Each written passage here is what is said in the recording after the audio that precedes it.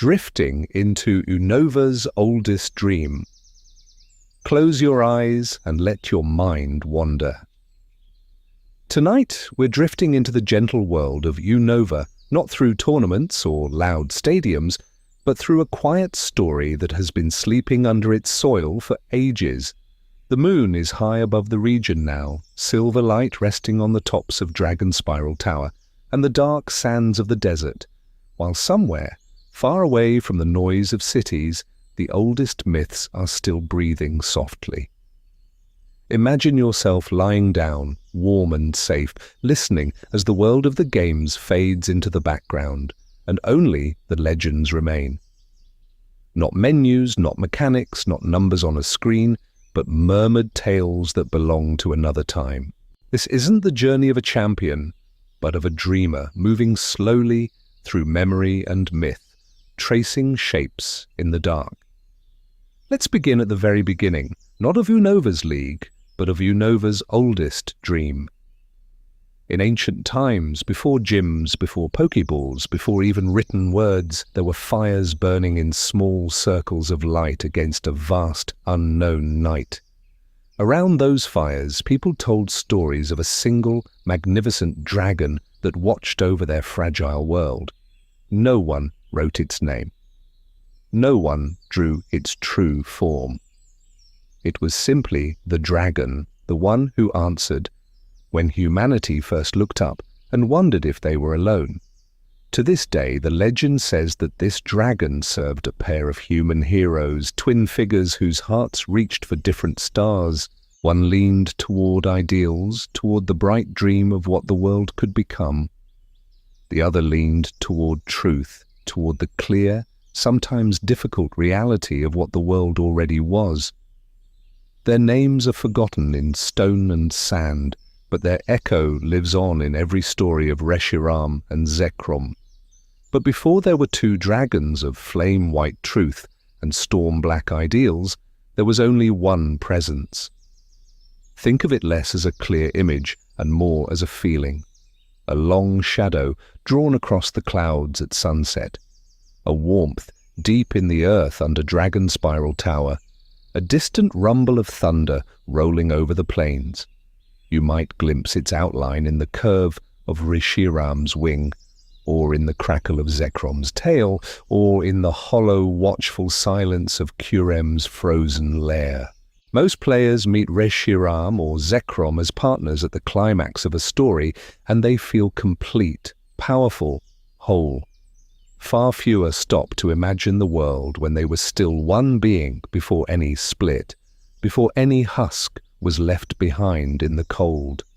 Tonight, we're drifting into that forgotten age, moving gently from the first whispered myths through Unova's ruins and towers, all the way to the fractured present where DNA Splicers hint at what once was. Our pace will be slow, unhurried, like walking through Relic Castle with only torchlight and your own breathing for company. If your eyes grow heavy, that's all right.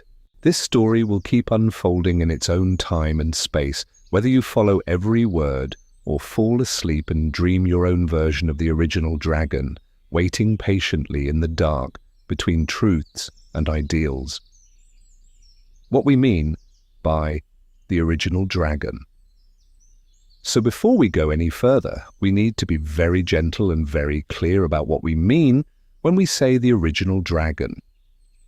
Close your eyes and let your mind wander, and instead of seeing two separate shapes, Reshiram and Zekrom, try to imagine one ancient being, older than Unova's kingdoms, older than the towers and castles that now crumble in the sand. This dragon, as the myths describe it, was not just a creature of fire or lightning, not just a type on a screen. It was a single, unified Pokémon that held both truth and ideals in one heart, carrying light and shadow, warmth and thunder in quiet balance. In ancient times, the people of Unova remembered it as the partner of twin heroes, a guardian that stood between them, not to punish, but to reset the world when their dreams grew too far apart. In the games, you never meet this dragon as a complete presence. Instead, you hear about it in fragments, a line of dialogue in Opelucid City, a story told in N's castle, a quiet reference in an old book tucked away in a corner. Dragon Spiral Tower reaches up into the sky like a fossil of that memory. Relic Castle sinks into the desert like the world trying to bury something it can't quite forget. To this day, the Pokédex whispers that Curem is an empty shell, the remains of a Pokémon that lost part of its body. So when we say original dragon, we're holding 3 strands at once. One strand is the in-game lore, the words of sages and elders, the legends of the twin heroes, the way Reshiram and Zekrom are said to have once been one. Another strand is the official material outside the games, guidebooks, promotional texts, little clarifications that quietly confirm the split and hint that Curem is what was left behind. The third strand is softer.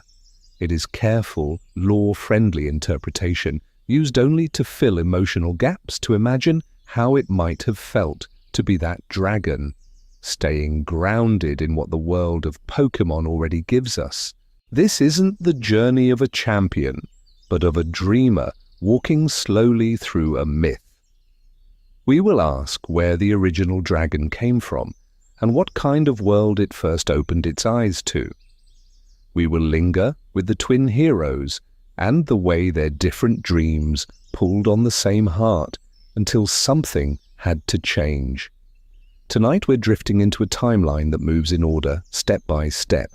We will start with the earliest whispers, with prehistory and half-remembered ruins, then pass through the age of the twin heroes and the moment of the split, and finally arrive in the present day, where N and Team Plasma look back at the same legends and see a plea for liberation, for kindness, for a different way of living with Pokémon.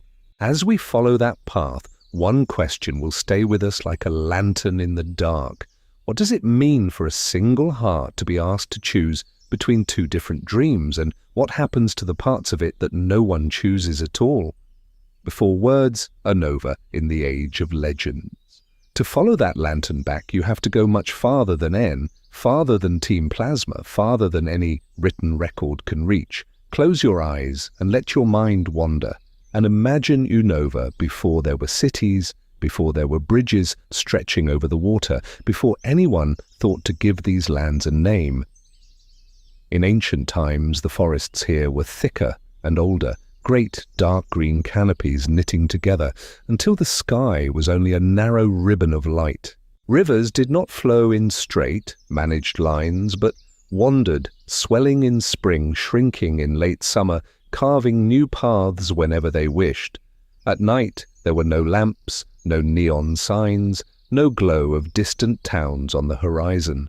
Only the stars, cold and countless, and the quiet rising calls of Pokémon hidden in the trees and tall grass. You can picture small human groups scattered through this world, never very large, never very far from the edge of the unknown. They slept close to campfires, listened to the wind move through reeds and branches, and watched silhouettes of flying Pokémon pass in front of the moon.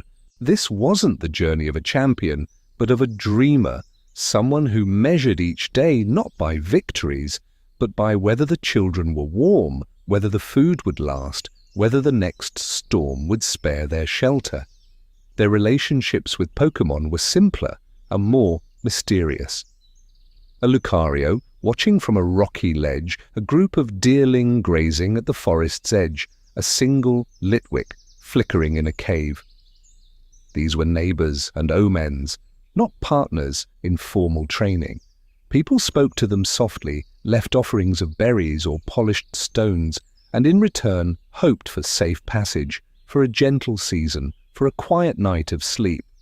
Power in that age was not counted in moves or titles, but in survival. Winters came hard and sudden, laying heavy snow across the plains. Storms rolled in from the sea, bending trees and turning rivers wild. Far beneath the surface, something in the stone would groan and shiver, and the ground might tremble just enough to make everyone look up from the fire. They read the sky and the earth the way you might read a story, searching for patterns, for warnings, for comfort. Long before anyone spoke of an original dragon, there was already a feeling that something vast was listening. The land itself seemed awake. When the wind swept through long grass, it sounded like breath. When flocks of bird Pokémon wheeled together, it looked like a single thought moving through the air. To this day, some ruins in Unova feel less like buildings and more like places where people once tried to answer a presence they could sense, but not name. Dragon's spiral tower reaching up beside a quiet lake, and the half-swallowed corridors of Relic Castle out in the desert may stand on ground that was sacred long before the first stone was stacked. Generations would return to the same hills, the same springs, the same lonely spires of rock, telling their children, and then their children's children, that this was a place where the world listened more closely. Stories passed only by voice change a little every time they're told. Around low flames, with the night pressing in, elders would speak of shapes in the clouds, of a shadow that crossed the moon, of a warmth in the earth after the tremors faded.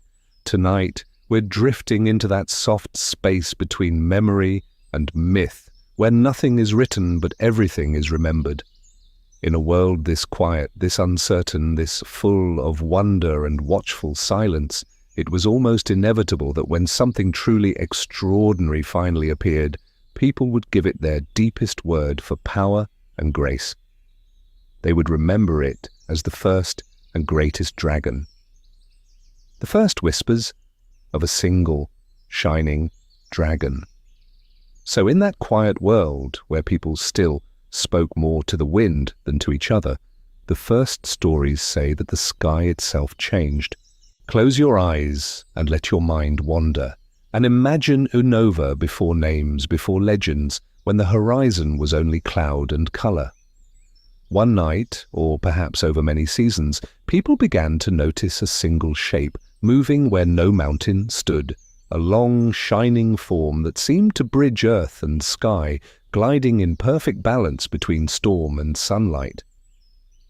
In ancient times, they did not call it Reshiram. They did not call it Zekrom.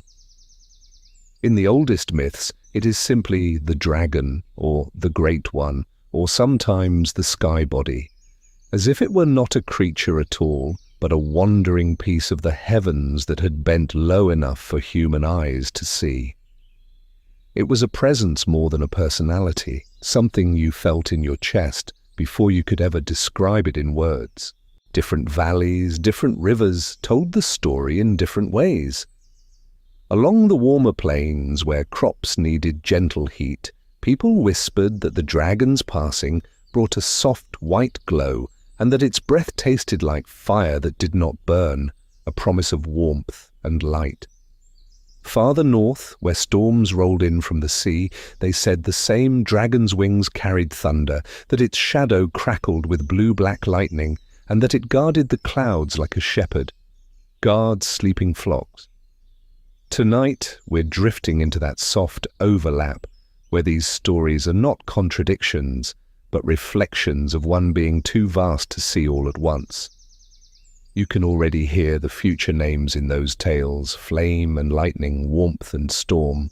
The storytellers did not yet speak of truth and ideals, but when they described the dragon's gaze, they said it saw straight through lies, and when they described its presence, they said it stirred people to dream of a better world. Both qualities were already there, intertwined in a single, shining myth.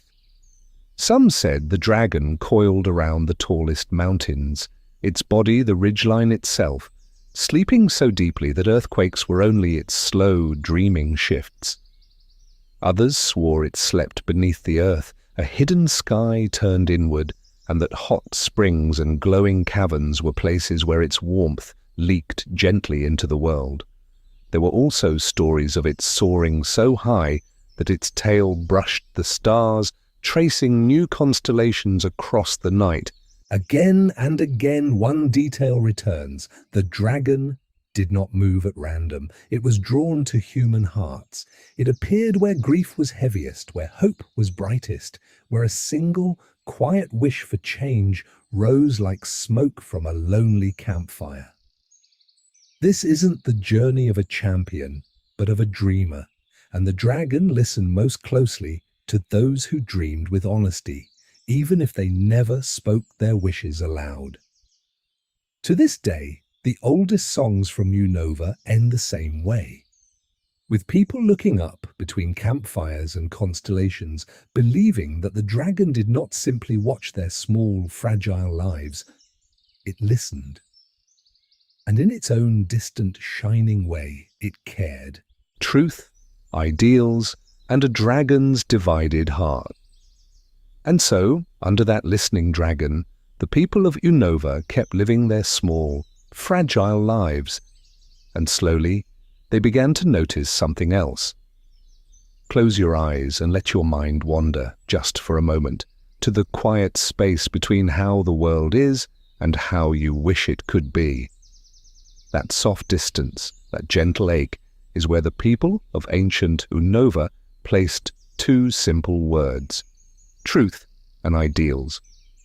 Not as arguments, not as weapons, but as names for the different ways a heart can look at the same world. In ancient times, when the original dragon still moved like a comet over fields and rivers, the myth says it held both of these ways at once. Its presence was a kind of living balance. Truth was the clear, sometimes uncomfortable light that showed things as they were. Harvests that failed, promises that were broken, the limits of human strength. Ideals were the warm glow of what might yet be. Better harvests, mended promises, a kinder world that had not arrived but could. Storytellers tried to give shape to this mystery. They spoke of white flames that flowed from the dragon's body, flames that did not burn fields or forests, but traced the outlines of what was hidden. In their stories, those flames illuminated secrets long buried, the way moonlight makes a quiet lake suddenly honest. At the same time, they imagined black lightning curling around its wings, a strange, shimmering power that did not destroy but pointed forward, sketching bright pathways into futures no one had walked yet. Two colors, two lights, one being. To this day, you can almost hear that in the way people talk about Reshiram and Zekrom, though they rarely mention the dragon that came before. Around village fires, parents used the myth to speak gently about their own lives. A family might disagree about whether to stay in a familiar valley or follow a dream to a distant coast. Elders might cling to ancient songs while children hummed new melodies under their breath. In one town, tradition would say, "This is how we have always lived," while in another, voices whispered, "This isn't the journey of a champion, but of a dreamer," and wondered what else might be possible. The dragon, they said, understood both. It watched the farmer who accepted a poor season with clear eyes and the child who stared at the sky and imagined a different world. It did not choose between them. It simply held the whole, the way the night sky holds every star. Over time, though, people began to give these tendencies names. They spoke of one current within the dragon that leaned toward honesty and clarity, like cool water over stone. They spoke of another that leaned toward dreams and ambition, like warm wind over tall grass. Still, in these earliest tellings there was no conflict, no tearing apart, only a single vast presence, large enough to cradle contradictions that human hearts were only beginning to notice in themselves.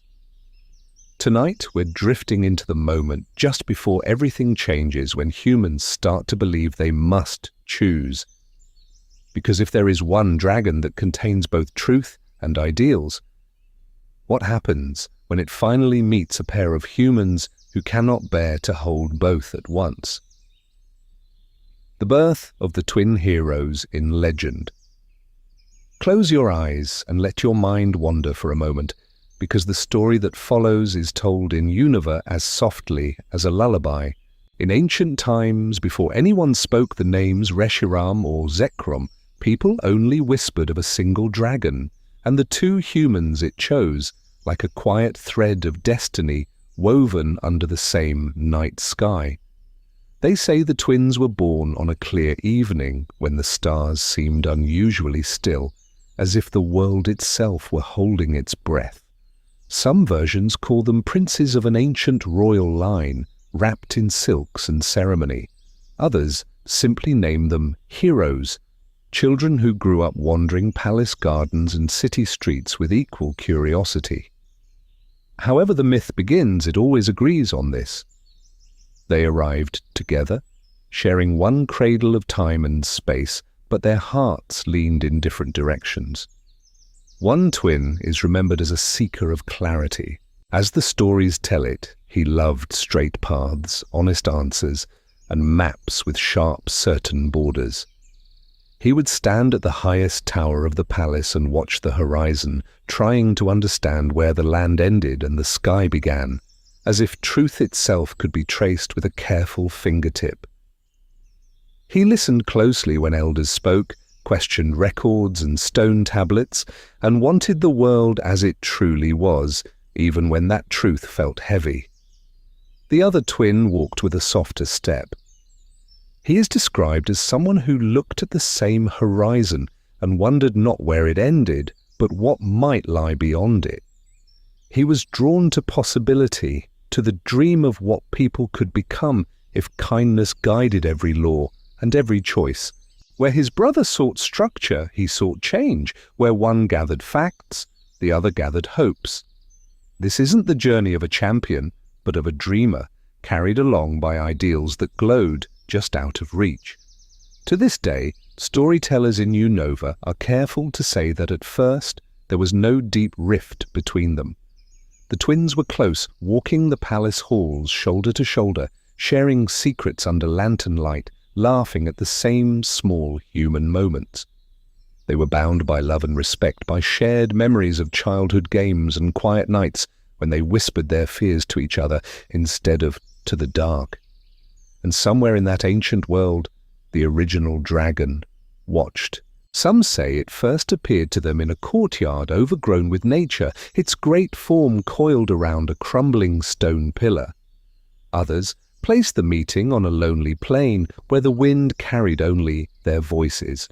Gently, the myth suggests that the dragon was drawn to them because together they resembled its own divided nature, truth and ideals in human form, walking side by side, holding a fragile balance the world itself struggled to maintain. Different retellings linger on different details. In one, they are princes learning to rule a growing kingdom. In another, they are unnamed heroes wandering from town to town, listening to the quiet needs of the people. Yet every version agrees that their choices, and the dragon that answered them, would shape Unova's future in ways no one could yet understand. Tonight, we're drifting into the part of the story where childhood begins to fade. As the twins grow older, the world around them becomes more complicated, its borders shifting, its people restless. And the dragon that once held them together like a single, gentle heartbeat will soon be asked a question no ancient creature should ever have to answer. When two halves of the same soul pull in different directions, which side should a legend take? A kingdom under one. Dragon's wings. In the years that followed, the question did not vanish. It only grew quieter, like an echo held in the dragon's chest. Close your eyes and let your mind wander to an early Unova, long before subway lines and city skylines, when the region was still more wilderness than kingdom. The land was a patchwork of rivers and forests, scattered villages and sacred clearings, all loosely connected not by roads but by a single, shared story. Somewhere above, watching with patient eyes, the original dragon traced slow circles through the sky. In ancient times, people would look up from their fields and see that vast shape passing over the sun, its shadow gliding across hills and wooden rooftops, and feel a gentle, steadying calm. The twins, no longer children now, moved between these settlements as if they were threads in a single tapestry. One twin walked with scrolls and plans, speaking of what could be measured and maintained. He drew borders where rivers naturally bent, set laws that matched the harvest, and reminded people that a world endures only when it lives within its means. The other twin spoke differently. He stood in village squares and quiet temple courtyards, painting pictures of a kinder future in careful, hopeful words. He asked people to dream of days when no one went hungry, when Pokémon and humans shared homes without fear, when the kingdom's power was used not to command, but to uplift. This isn't the journey of a champion, but of a dreamer. His path was made of questions and possibilities, not decrees. Between them, high above, the original dragon listened. When storms rolled in from the distant sea, it descended, wings beating like slow thunder, and the winds would ease. When neighboring clans argued over land or water, the dragon would land between them, vast and silent, its presence alone enough to cool tempers and remind everyone that they were part of one fragile world. Not to punish, but to reset the balance. Tonight we're drifting into that golden age when the first stones of towers were raised in gratitude. You can almost see an early shape of dragon spiral tower taking form. Ringed foundations around a sacred spiral path, carved with flowing patterns that echoed the dragon's sweeping flight. To this day, when you visit those ruins in the games, you are walking through the faded outline of this era's devotion, each broken pillar a memory of hands that once built upward in trust. The kingdom was still young, still hopeful, believing that with the dragon's guidance, there would always be enough time, enough space, enough kindness for everyone. Fields grew fuller. Roads slowly linked distant towns. People slept more easily, knowing that if danger ever came, a shadow of wings would answer. Yet even in this harmony, small cracks formed where no one could yet see. When the dragon spoke, its voice was like wind through leaves, and each twin heard something slightly different. One heard caution, the need for limits. The other heard promise, the call to reach higher. They both loved their people, they both loved the dragon. But in quiet conversations at the edges of torchlight, their visions of the future no longer matched as perfectly as they once had.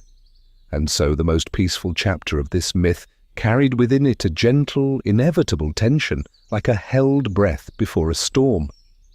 Even the calmest stories, no matter how carefully told, carry the seeds of change, seeds that in Unova would one day grow into a choice between truth and ideals.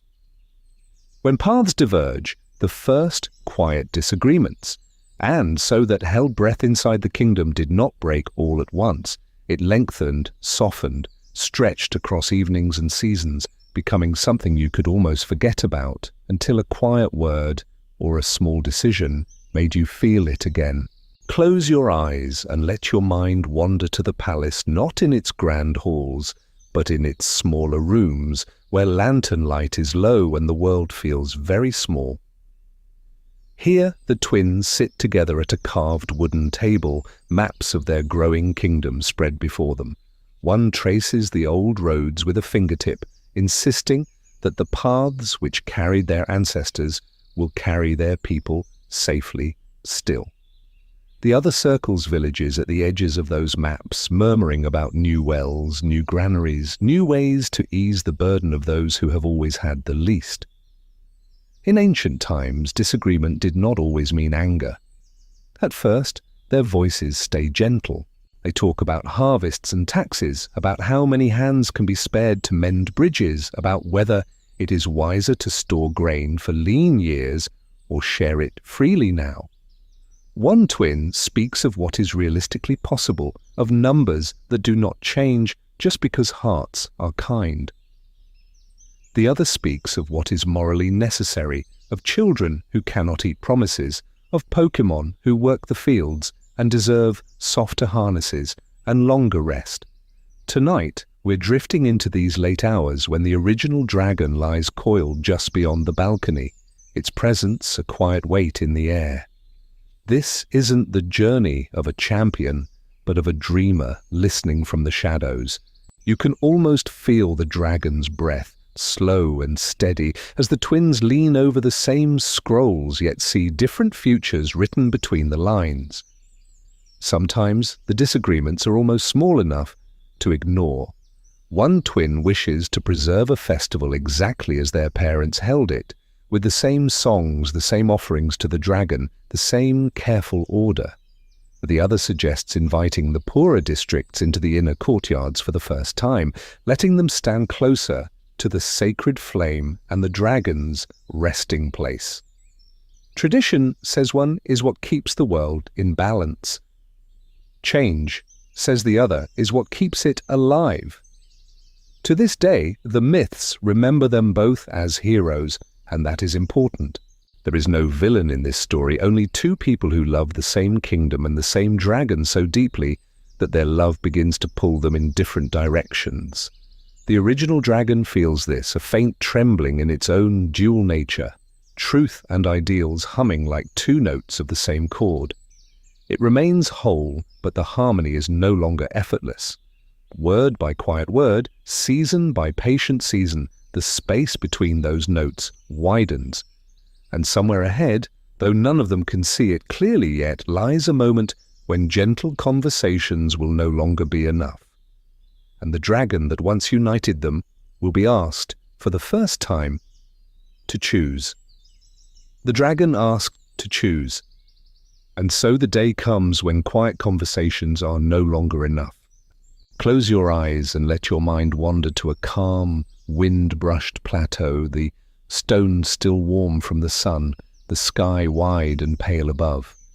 In ancient times, this is only a sacred rise of earth, a meeting place between world and heavens. But you know that one day, stones will be laid upon stones here, reaching upward as dragons spiral tower.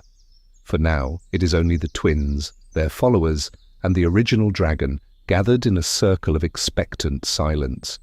The kingdom has grown around them like a tree, splitting into two great branches. On one side stand those who cling to clear lines and steady rules, who speak of fields measured, of cities planned, of a future that honors every promise already made. On the other side, cloaks and voices are looser, eyes bright with what might be, speaking of new tools, new journeys, a world that could change shape as people dream. This isn't the journey of a champion, but of a dreamer, a whole people dreaming in different directions. Tonight, we're drifting into the moment when those dreams press too hard against one another.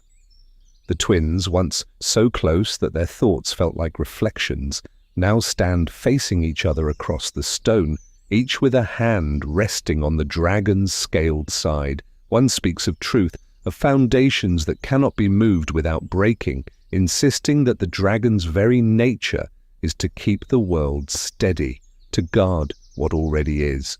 The other speaks of ideals, of horizons that call out to be reached, certain that the dragon's heart beats faster when it hears the word change.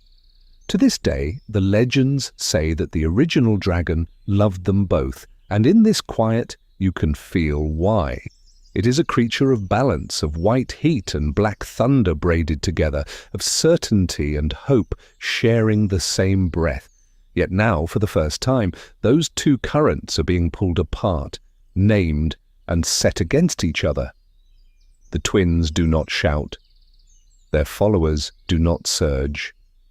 The pressure is gentler than that, like snow piling grain by grain on a roof, like water seeping slowly into stone. Inside the dragon, something begins to ache. To choose one path would be to deny a part of itself, to say that truth can live without ideals, or that ideals can float without any truth to anchor them. You can almost see in the shimmer of its eyes the faint outlines of what will one day be called Reshiram and Zekrom, not yet separate bodies, but tendencies, leanings like two colors swirling inside the same flame.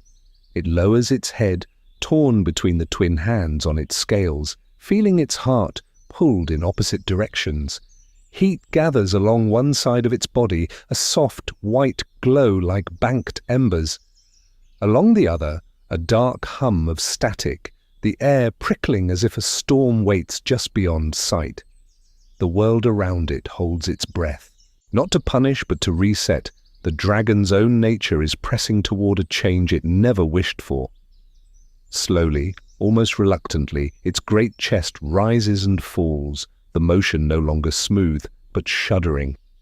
Cracks of light and shadow chase each other across its form, as if it is already half in two futures at once.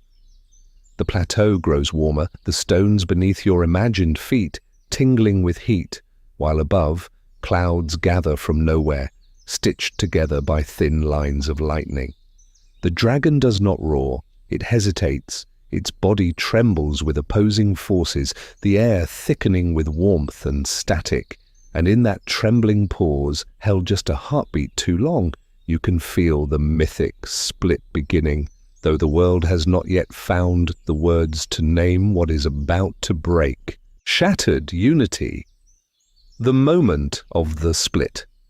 The dragon does not move, yet everything around it seems to lean closer, as if the world itself is listening to that trembling silence. The clouds above are stitched with pale lightning, the ground below threaded with hairline cracks of molten red, and between them the dragon hangs in the center of a fragile balance it can no longer keep. Close your eyes and let your mind wander, just for a moment, to that suspended breath in ancient Unova, when even the wind forgot how to blow. The sound that finally breaks the stillness is not a sharp cry, but a deep, resonant roar that seems to come from everywhere at once, from the sky and the earth and the spaces in between. It rolls through the kingdom like distant thunder, low and steady, rattling stone and stirring leaves, yet somehow remaining strangely gentle. The air around the dragon shimmers with both heat and electricity, warm currents curling around cool, crackling threads. Its vast body begins to glow from within, not in a single color, but in two interwoven like strands of light, white, soft and radiant, and black, dense and storm dark. Lines appear along its scales, not carved, not torn, but revealed, as if they had always been there, invisible seams waiting for the right moment. The dragon does not shatter, it separates, slowly, ceremonially, like a crystal dividing into two perfect halves, each side catching a different hue of dawn.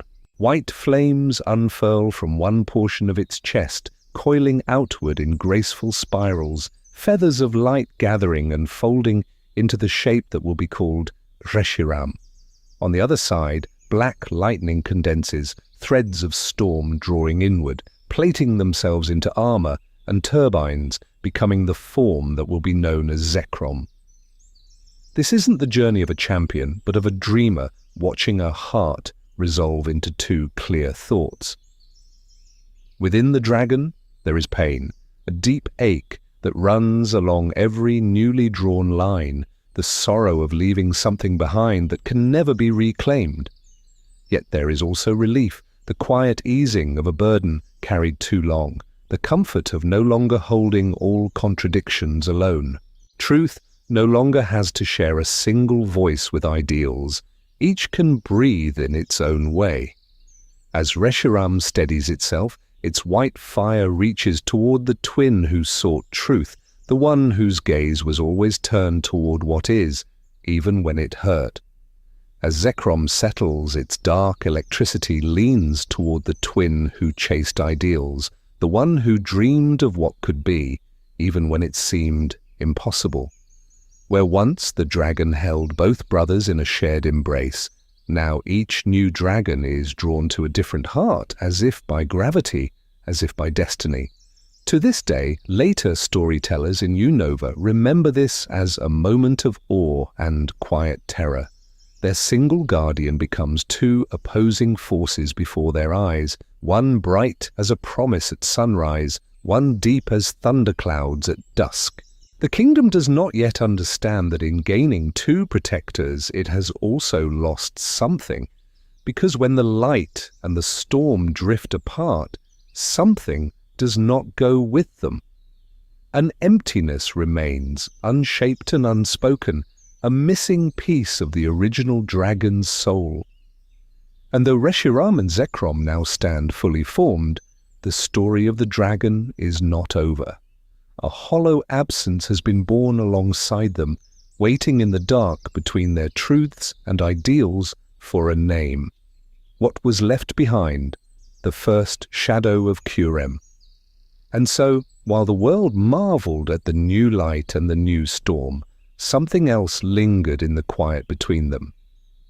Close your eyes and let your mind wander, just for a moment, away from Reshiram's white fire and Zekrom's crackling thunder. Imagine the place where the original dragon once stood whole, a point in space where truth and ideals were not yet torn apart. When that dragon split for the sake of the twin heroes, it did not simply vanish into two perfect halves. It left behind an outline like the impression of a great body pressed into the fabric of the world. In that outline there is not warmth, but a gentle chill. Not a roar, but the echo after a roar, the way the air feels strangely empty when a storm has passed and you are waiting for one more roll of thunder that never comes. The people of Unova told the story of Reshiram and Zekrom, but if you listen closely, the myth has a pause in it, a small silence where something unnamed should be. Tonight we're drifting into that silence. Later lore in this world, whispered by scholars and recorded in careful Pokédex entries, suggests that when the dragon divided, not every part found a new name. Some say its body, or perhaps its core, remained behind, imperfect and unfinished. A dragon-shaped absence, a shell that had once housed both truth and ideals, now holding neither.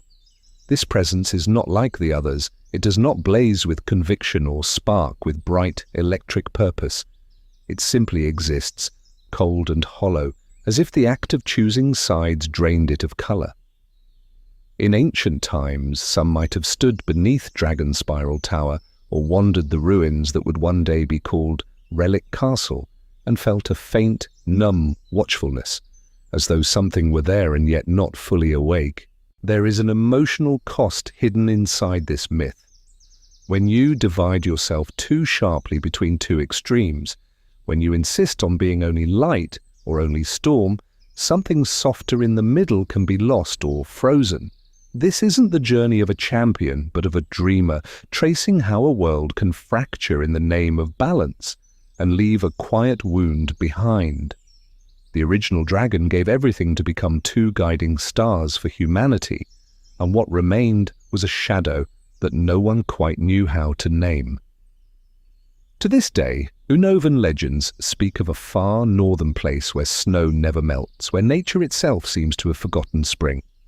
Travelers tell gentle, uneasy stories of a dragon that had forgotten what it once was, curled in on itself in the ice, neither fully present nor entirely gone.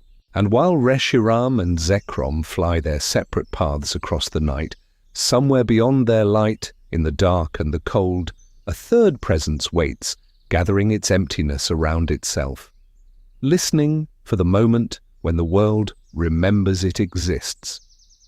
War of truth and ideals, a kingdom torn in two. And while that hollow presence waits in the frozen dark, the world above it changes. Tonight, we're drifting into the part of the story where the dragon is no longer one, and the kingdom that once looked up to a single, shining shape in the sky now sees two. Close your eyes and let your mind wander to that ancient world of Unova, long before gyms and leagues, when the kingdom stands quietly, split down its center. On one horizon, Reshiram burns like a pale star, a living promise that only what is real, what the land can truly bear, should guide their future. On the other, Zekrom hums with deep blue light, a thundercloud given form, inviting people to dream beyond every limit they have ever known. They are not just dragons, they are walking answers to a question the kingdom never agreed on. In ancient times, the twin heroes who once shared everything now stand apart, each surrounded by listeners who hang on every word.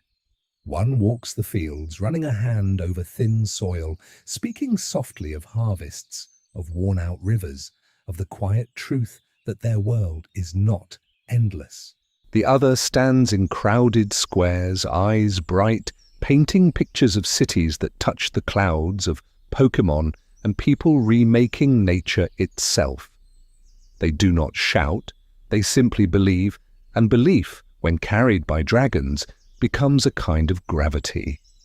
The clashes between Reshiram and Zekrom are not remembered as single moments, the way you might recall a match in a modern stadium. Instead, the land itself keeps the memory. There are hills where the stone has been melted into glassy ripples, as if fire once lay there for days without moving. There are valleys where blackened pillars of rock stand like the bones of forgotten towers, and plains where storms still linger, a little too long, as though the clouds remember being called. To this day, when you wander through Unova's ancient ruins, through places like the Relic Castle or the broken edges around Dragon Spiral Tower, you can almost feel that old division humming under your feet. This isn't the journey of a champion, but of a dreamer trying to understand what it felt like for ordinary people and Pokémon standing between two futures that both claimed to be right. Imagine families who could see Reshiram's white flame on one night, Zekrom's dark lightning on the next, never sure which horizon to trust. Some followed truth, some followed ideals, and some simply tried to keep their homes standing when stone cracked from heat or roots were peeled away by sudden winds. As seasons pass, the twins themselves begin to change. Shared childhood stories, the games they played with the original dragon, become distant memories, mentioned only in quiet moments no one else hears. Their days fill instead with maps, with careful speeches, with the weight of eyes waiting for guidance. They still know each other's favorite foods, each other's small habits, yet every conversation bends back toward strategy, toward what must be done next. Over time, even the dragons grow tired. Reshiram's flames no longer leap quite as high. Zekrom's thunder rolls more slowly across the clouds. The kingdom, once bright and whole, feels worn at the edges, like a tapestry handled too often. And gradually, the question that people whisper to one another changes. It is no longer which side will prevail, but whether there will be anything left of the old, gentle kingdom to return to when the last echo of Dragon's roar finally fades into quiet. Somewhere beneath all of this, in the cold where Kurem waits, that question is already beginning to shape a different kind of answer. The dragon's regret and the end of the war. Tonight, we're drifting into the quiet that comes after too many roars. The old kingdom of Unova lies still now. The towers are cracked, the gardens are ash, and the air that once shimmered with heat and lightning has cooled to a tired haze. Above this worn world, Reshiram and Zekrom hover in the dim sky, their wings heavy, their breaths long and uneven. Flames gutter along Reshiram's mane instead of blazing. The sparks along Zekrom's tail turn slowly, no longer singing the air. For the first time in a long time, the ground beneath them is truly quiet. Close your eyes and let your mind wander, and you can almost see it from far away, as if you're watching through time and space. Two great shapes hanging over a landscape they no longer recognize, looking down at charred fields, shattered stone, rivers clouded with dust. In many versions of the myth, this is the moment when their eyes change. Truth has not restored the world. Ideals have not guided it to harmony. There is no clear victory, only a strange, hollow balance made of loss. In ancient times, the twin heroes had believed that asking the original dragon to choose would reveal which path was righteous. One brother trusted what could be proven and seen, the other trusted what could be dreamed and hoped for. But as Reshiram and Zekrom drift over the ruins, some storytellers say that the dragons themselves begin to doubt that choice. They see people huddled in broken homes, Pokémon wandering through scorched forests, and they remember the single, gentle presence they once were before they were asked to divide. This isn't the journey of a champion, but of a dreamer looking back at a decision that cannot be undone. The dragon's regret, the myths suggest, is not loud. It is a soft ache, echoing the original dragon's earlier pain when it first split apart. Forced into extremes, they have discovered that pure truth without compassion and pure ideals without grounding both lead to the same quiet sorrow. Not to a better world, but to a world that simply endures. So the long struggle does not end with a final, decisive clash. It ends with a shared, unspoken understanding. Reshiram turns away first, its white form gliding toward the fading light on the horizon. Zekrom answers with a low, distant rumble, turning toward gathering clouds. Their roars do not shake the sky this time. They unravel into the distance like a promise, gently released. To this day, Unovan storytellers say that exhausted and disillusioned, the dragons gradually withdraw from the world. Their vast forms grow dimmer, shrinking like embers cooling in the dark, until what remains are two stones, the light stone and the dark stone, kept safe in temples and towers, waiting for a future hero who might carry truth and ideals together rather than set them against each other. And beneath all of this, beneath the ruins and the legends, the age of the original dragon and its direct descendants quietly ends. Dragon Spiral Tower stands weathered, Relic Castle sinks deeper into the sand, and the old, gentle kingdom becomes a story told at night. Somewhere in the cold, where that hollow remnant still waits, there lingers a final question, like a thought before sleep. What became of the part that was left behind, alone in the dark, when the world chose to split its dragon in two? A shift from living dragon to sleeping stones.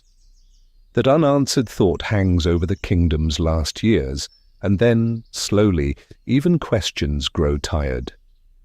In ancient times, when the arguments finally quieted and the land itself seemed weary, the two dragons that remained felt a different kind of pull, away from flame and lightning, away from sky and storm, towards something gentler and more still. Close your eyes and let your mind wander, and imagine Reshiram and Zekrom at the end of that long story, circling above the ruins of what had once been one world, one family, one original dragon. Their wings beat more slowly. Their voices are softer. This isn't the journey of a champion, but of a dreamer watching from far below as their bodies begin to glow, edges blurring, scales dissolving into pale streams of energy that drift like falling ash through the quiet air. The legends say they did not perish, only changed. As their forms unraveled, their cores remained, each heart of truth and ideals, drawing itself inward, folding and folding until the light could no longer stay, formless. In that compressed silence, their essences crystallized, one into the light stone, one into the dark stone, not to punish, but to reset. Not an ending, but a deep, patient sleep. Those who survived the war gathered these stones with reverent hands. To this day, Unovan lore remembers them as sacred objects, promises more than artifacts, said to awaken when the world again needed clarity, when a new hero stood ready to listen. They were placed where devotion could reach them, but not greed. in high, spiraling towers and in chambers sunk beneath sand and time. Dragon Spiral Tower, rising from the water like a broken column of memory, is often named as one such place. You can almost see robed attendants climbing its worn steps, carrying the light stone or the dark stone in quiet procession, circling upward in a slow spiral of prayer. Far away, Relic Castle sinks gently into the desert, the last remnant of that ancient kingdom, its buried halls perhaps once sheltering the stones in rooms lined with murals of a single, perfect dragon. Tonight, we're drifting into the way memory softens with each generation. The first children after the war heard clear stories of the original dragon, of the twin heroes, of a terrible choice that split the sky. Their grandchildren heard simpler tales, two dragons, two brothers, a disagreement no one could quite explain. After more time, only the heroes and their Pokémon remained, a bedtime story stripped of its sharper edges. Yet the world keeps what words forget. Crumbling towers, half-buried staircases, broken columns swallowed by forests and dunes endure long after the reasons for their building grow hazy. The light stone and dark stone may have been moved, hidden, traded, even lost, their significance reduced to fragments of text in dusty libraries, to rituals performed long after anyone remembered why. And now, in the present day, you walk through these ruins in your imagination, feet echoing on cold stone, hand gliding along weathered brick. Somewhere beneath Dragon Spiral Tower, somewhere under Relic Castle's sand, you feel it. The faint, slow rhythm of a dragon's heartbeat, sleeping inside two quiet stones, waiting for the world to remember. Kyurem, the empty shell, waiting in the snow. In your mind, you leave the towers and the sand behind, and you walk north, where the air grows thin and the world grows quiet. Close your eyes and let your mind wander to the very edge of Unova, where the map seems to fray, and where people speak in low voices about a shape they sometimes see against the snow. Here, the legend changes. It is no longer about twin stones or grand palaces, but about something that fell from the sky. They say a dragon crashed down in a shower of ice, its body cracked open, hollow and cold, and that from that moment on a chill settled over the land that never truly left. Not a storm sent in anger, not to punish, but to reset the world around it into a kind of frozen stillness. Modern lore, pieced together from myths and Pokédex entries, gives that fallen remnant a name, Kyurem. In this gentle, melancholy story, Kyurem is not a third rival to Reshiram and Zekrom, but what remained of the original dragon after truth and ideals tore themselves free. Where Reshiram burned with clarity and Zekrom sparked with conviction, Kyurem is the empty shell that was left behind when both halves flew away. So when you picture Kyurem now, do not see only sharp ice and jagged wings. See a body that looks unfinished, with frozen limbs that do not quite match, a jaw that seems too heavy, eyes that glow but do not fully focus. The Pokédex quietly calls it the remains of a Pokémon that lost part of its body, and you can hear in that careful wording how the myth remembers a loss it cannot fully explain. This isn't the journey of a champion but of a dreamer, so you are invited to feel with it. Kyurem's presence is unsettling, yes, but beneath that there is something deeply sad, like an old house that still remembers voices in its rooms. It carries the faint memory that it was once part of something whole, something balanced between light and shadow. But those memories are like breath on cold glass, there for a moment, and then gone. In ancient times, people might have told this as a warning about division, that when ideals and truths pull too far apart, something in the middle goes numb. Kyurem's frozen, incomplete form becomes a symbol of that cost, the way parts of ourselves and our histories can grow quiet and distant when we split our world too sharply into opposing values. At the heart of this northern region lies the Giant Chasm, Curem's modern lair. The ground there is scarred and strangely circular, as if something vast once struck the earth. Trees stand at the rim, but inside the landscape is subdued, perpetually cold, wrapped in a mist that seems to muffle sound. It feels less like a place of danger and more like a wound in the land that never quite healed. To this day, trainers who wander there in the games of black and white can sense that something is missing even before Black 2 and White 2 reveal Curem's deeper role.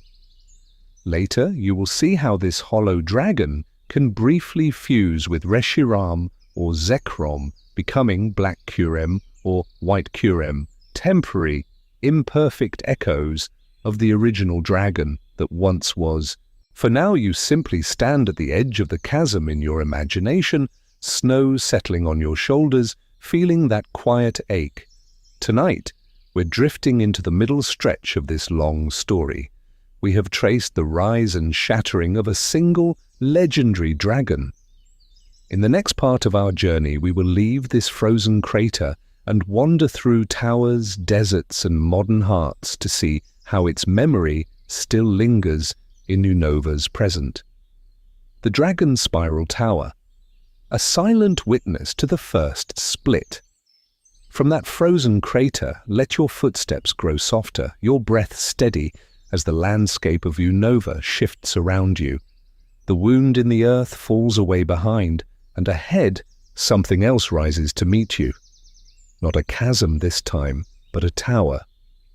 A quiet witness instead of a broken shell.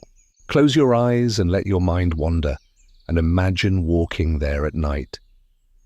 Snow is falling in slow, patient flakes, the world hushed under a pale sky, and Dragon Spiral Tower stands alone on its little island, half reflected in the dark water. The wind moves through broken stone and empty arches, and the only sound is the gentle crunch of your boots on the old wooden bridge. This isn't the journey of a champion, but of a dreamer arriving at the oldest surviving structure in Unova. The games never say its age outright, yet everything about it whispers of another time.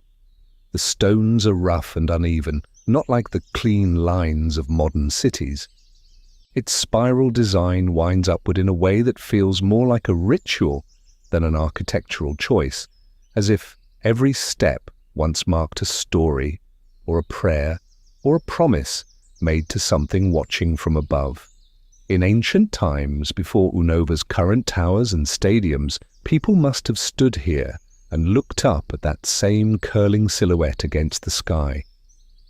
The upper floors, crumbling and half open to the elements, feel less like ruins and more like memories that the tower is slowly, quietly losing. To this day, Dragon Spiral Tower stands apart from the nearby town, separated by water and snow, as though the present keeps a respectful distance from the ancient. In Pokémon Black and White, this is the place where a legend stirs again. Here, high above the lake and the pines, Reshiram or Zekrom awakens, answering the call of a modern hero and a modern king. The stone of the tower feels almost like a cocoon that has been waiting, age after age, for the moment when one half of the original dragon would rise once more into the night air. When you climb those spiral stairs in your imagination, passing broken pillars and drifting dust, it is easy to sense that the story did not begin with two dragons, but with one. The tower's very name, Dragon Spiral, suggests a single presence winding around itself, not yet divided into truth and ideals. You can almost believe that long ago this place was raised as a monument to the united original dragon, a sanctuary for a being that held balance within its single, steady heart. Over time, as the twin heroes argued and the great dragon split, perhaps the meaning of the tower shifted as well. What was once a shrine to wholeness may have become a place to honor separation. One path for Reshiram, one for Zekrom, and somewhere in the quiet stones, an absence where Curem's emptiness would one day be felt. Tonight, we're drifting into that possibility, into a building that remembers what the world has forgotten, and in the next stretch of our journey, we'll follow its echoes outward to deserts, relics, and the scattered traces of a dragon that tried to be more than one thing at once. Relic Castle and the desert of buried promises. From the stones of Dragon Spiral, your attention drifts outward, carried on the quiet wind, until the green of Unova thins, and the world becomes sand and sky. Close your eyes and let your mind wander, and you can almost feel the air grow drier, the colors softer, as the path leads you to a place where an old kingdom is slowly being erased, grain by grain. At the heart of that desert, Relic Castle sinks into the earth, like a memory no one quite remembers how to tell. You picture it at dusk when the sun is low and gentle, and the topmost towers glow while the lower levels are already swallowed by shadow. Stairs crumble into pits, corridors end in sudden drops, and whole floors have given way, as if time itself has taken careful bites out of the structure, leaving only a suggestion of what once stood here. In ancient times, before the sand began its patient work, this was not a ruin, but a center. The symmetry of its halls, the careful placement of its chambers, the way everything spirals inward toward deeper rooms, all suggest ceremony and rule rather than simple shelter. This isn't the journey of a champion, but of a dreamer, tracing with their mind the footsteps of twin princes or princesses who might have walked these polished floors, their shared dragon coiled somewhere below like a living star. You move slowly downward in your imagination, past the obvious traps and the restless sand eel, into spaces where modern trainers rarely linger. The castle's hazards feel less like hostility and more like a tired defense, an old habit of a place that once guarded something sacred. To this day, Relic Castle holds fragments of stories about a royal line, about a kingdom that rose around a single, shining dragon before it broke into truth and ideals, and an empty, waiting husk. If you let your thoughts drift even farther, the castle begins to connect to other quiet places scattered across Unova. The abyssal ruins, sunken beneath the sea, carved with unreadable glyphs that still hum with the idea of a godlike presence. The desert resort itself, with half-buried columns peeking out like the tips of forgotten sentences. Together they feel like points in a constellation, separate on the surface, but all orbiting the same ancient myth of a dragon that once held time, space, and human hope in delicate balance. Tonight we're drifting into the metaphor that the desert offers. A kingdom that argued gently at first, then more and more, over what mattered more, truth or ideals, until the water of understanding ran out and the river of memory dried. History became sand, and the wind lifted it away, leaving only puzzles and pottery shards for those who wander here in the present. Yet somewhere beneath those shifting dunes, the story is not finished.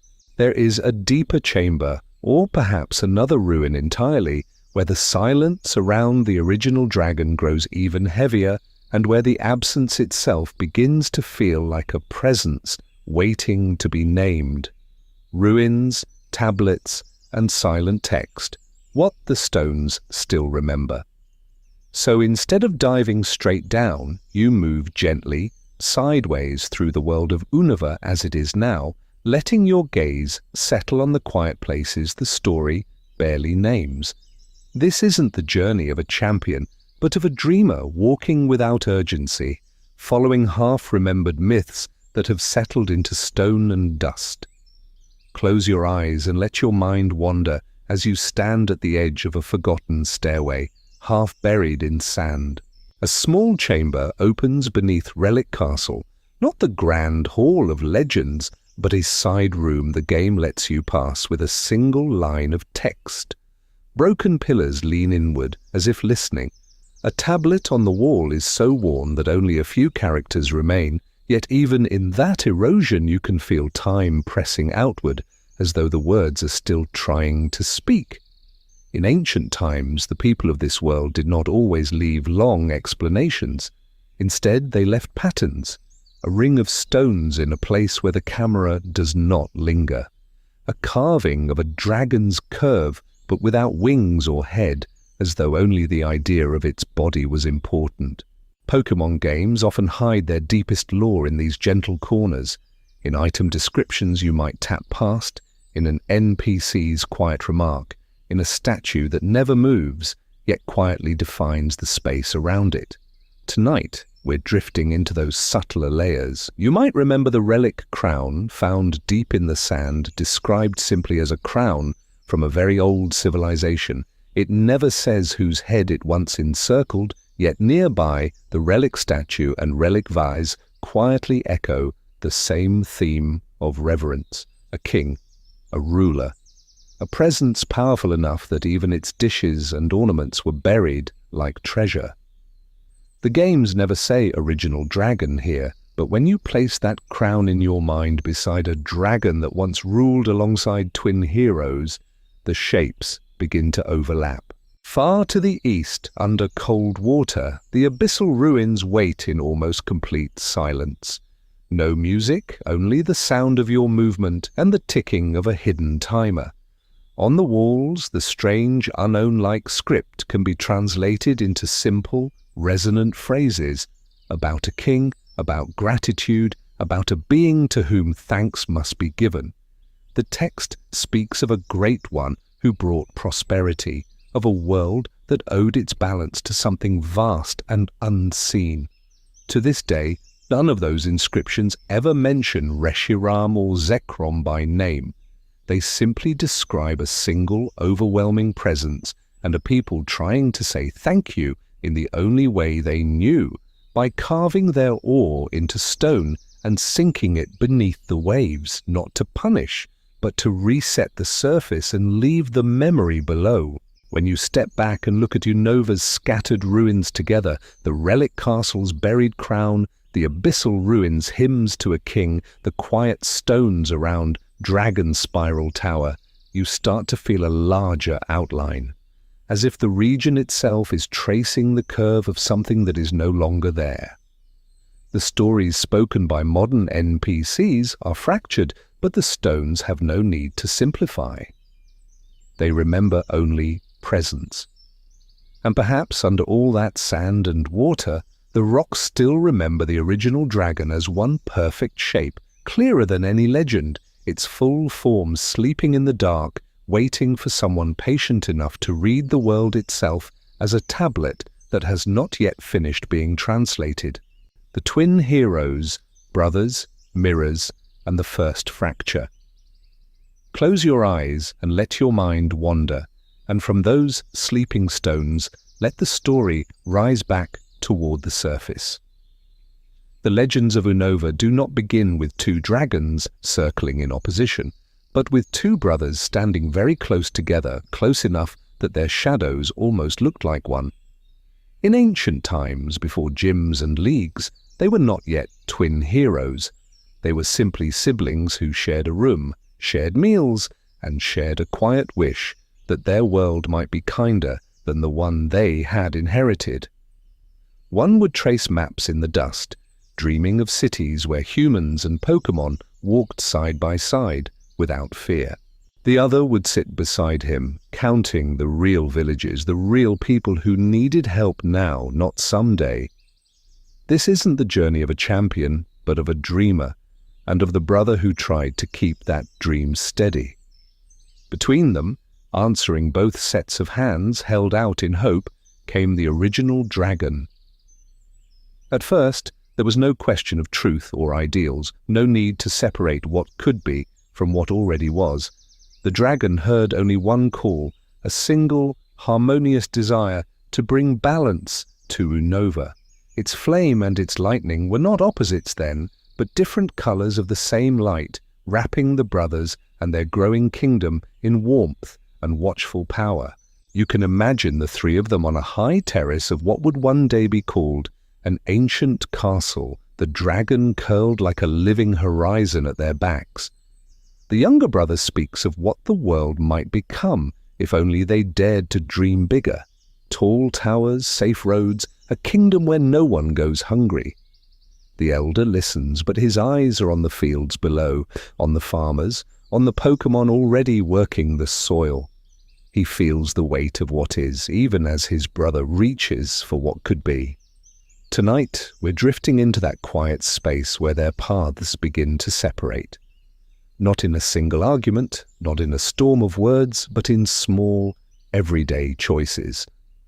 One brother starts to ask the dragon to reshape the land, to bend nature toward a shining vision only he can fully see. The other asks it to protect what exists, to honor the limits of the world as it is. Both prayers are sincere, both are gentle, but they are no longer quite the same. Inside the original dragon, that difference lands like the softest discord. At first, it is only a single note in a long, steady song. The dragon still moves as one, but its heart begins to lean in two directions at once, stretching across a widening space between truth and ideals. To this day, the myth remembers the split as a dramatic moment, a sudden sundering into Reshiram and Zekrom. Yet if you listen closely, you can almost hear that it began here, as a slow, quiet tension, a melody slipping just slightly out of harmony, while the dragon tried, for as long as it could, to answer both brothers with the same unified breath. Truth and ideals. How a single heart tried to hold both.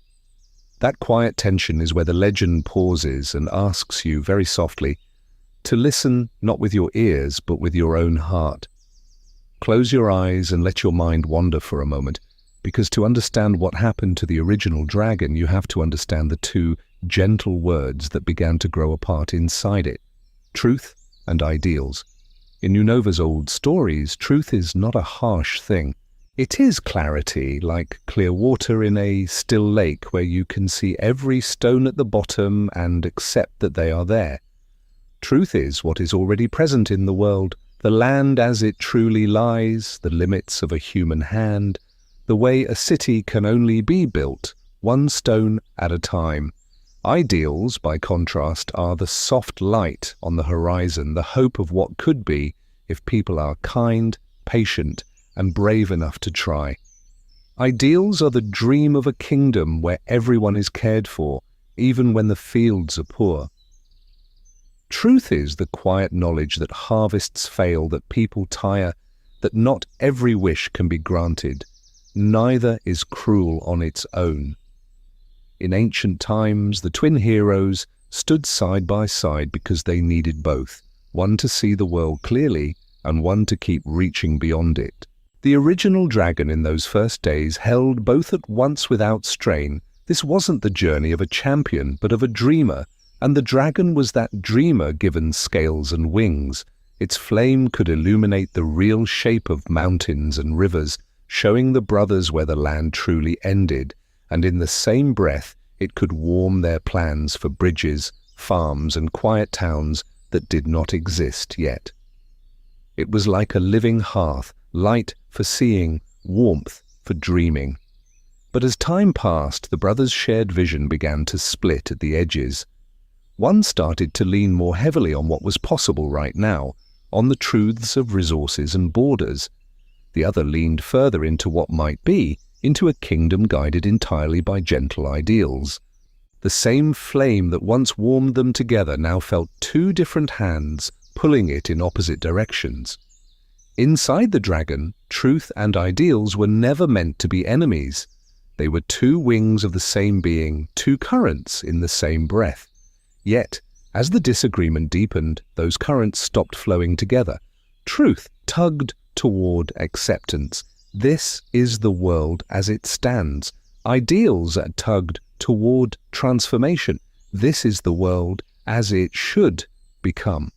The dragon's heart stood between them, trying to hold both without letting either go.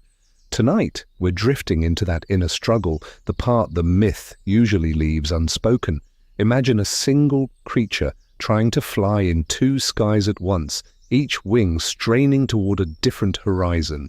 One sky is clear and sharply outlined, every star exactly where it is. The other is soft and hazy, full of shapes that have not quite formed. To this day, Unova remembers only the moment when those skies finally tore apart, giving us Reshiram and Zekrom. But before that, there was a long, quiet season where truth and ideals slowly became separate shapes inside one body, and the original dragon tried, with all its gentle strength, to keep flying without breaking. The moment of division, when one dragon became two, and so we arrive at the moment when the sky could no longer hold both colors at once. Close your eyes and let your mind wander, and imagine that quiet, suspended evening over ancient Unova, when even the wind seemed to hesitate, as if the whole world were holding its breath.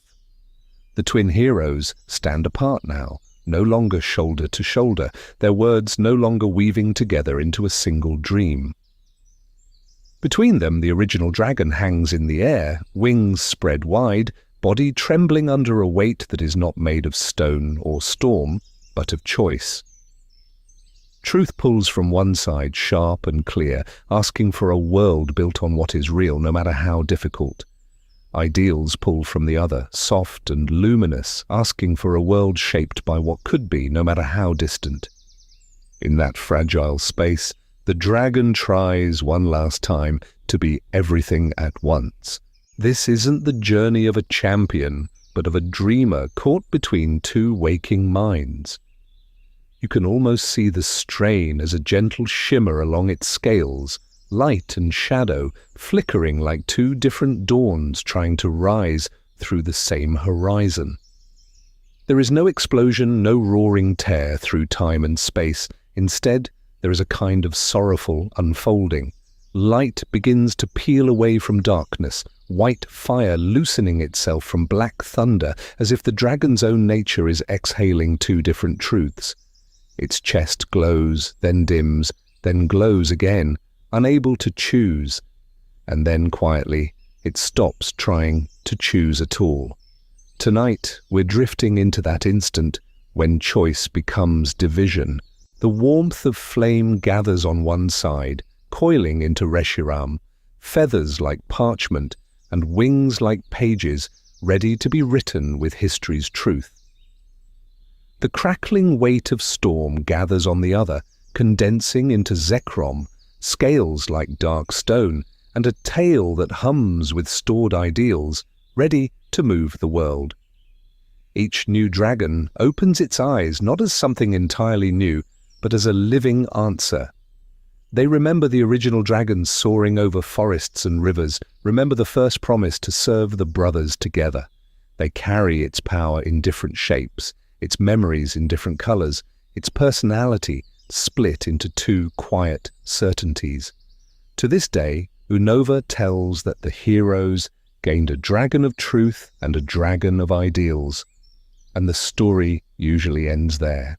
But if you linger in that moment a little longer, if you look not at the two new forms but at the space they left behind, you notice something else.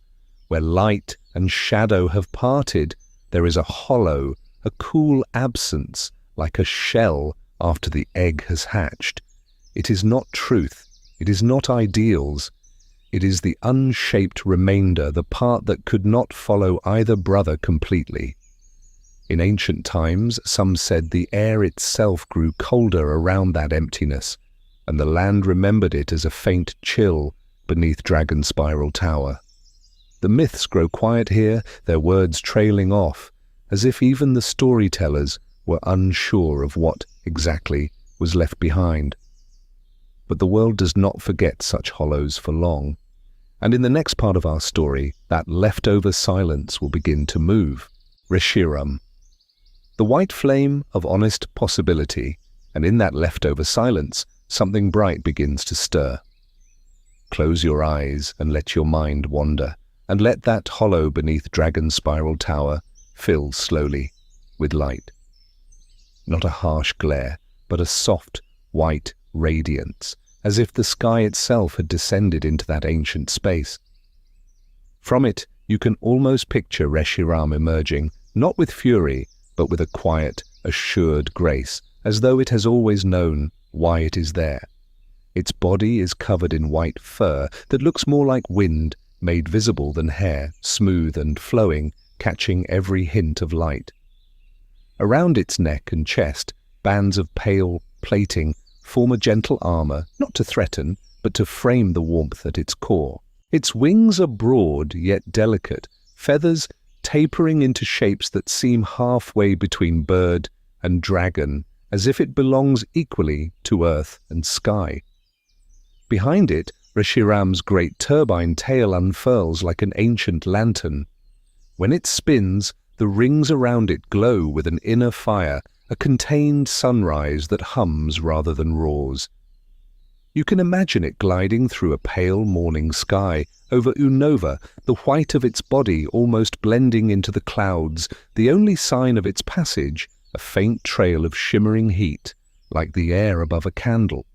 In ancient times, storytellers said Reshiram's flames did not simply burn forests or cities, they burned away falsehood. The games echo this in a quieter way.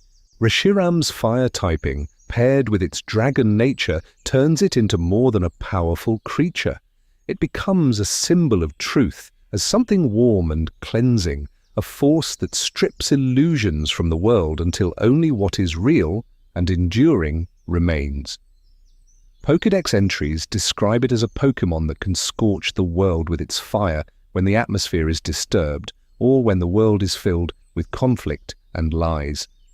Yet even here, in this myth, the sense is not of punishment, but of correction, almost as if its flames exist not to punish, but to reset a world that has strayed too far from honesty. Truth in this story is not gentle because it is soft, it is gentle because it is sincere. This is why the brother who chose truth is so closely bound to Reshiram. He did not dream of grand castles in the sky or impossible futures. He wanted people to look at the world as it really was, even when that view was uncomfortable. In choosing Reshiram, he chose a companion that would stand beside him and say quietly, but firmly, "This is what is." Only from that place could a lasting world be built, with foundations that would not crumble when questioned. Tonight, we're drifting into Pokémon Black, where this symbolism becomes personal. In that version of the story, it is Reshiram who answers the call, emerging from the light stone when the time is right.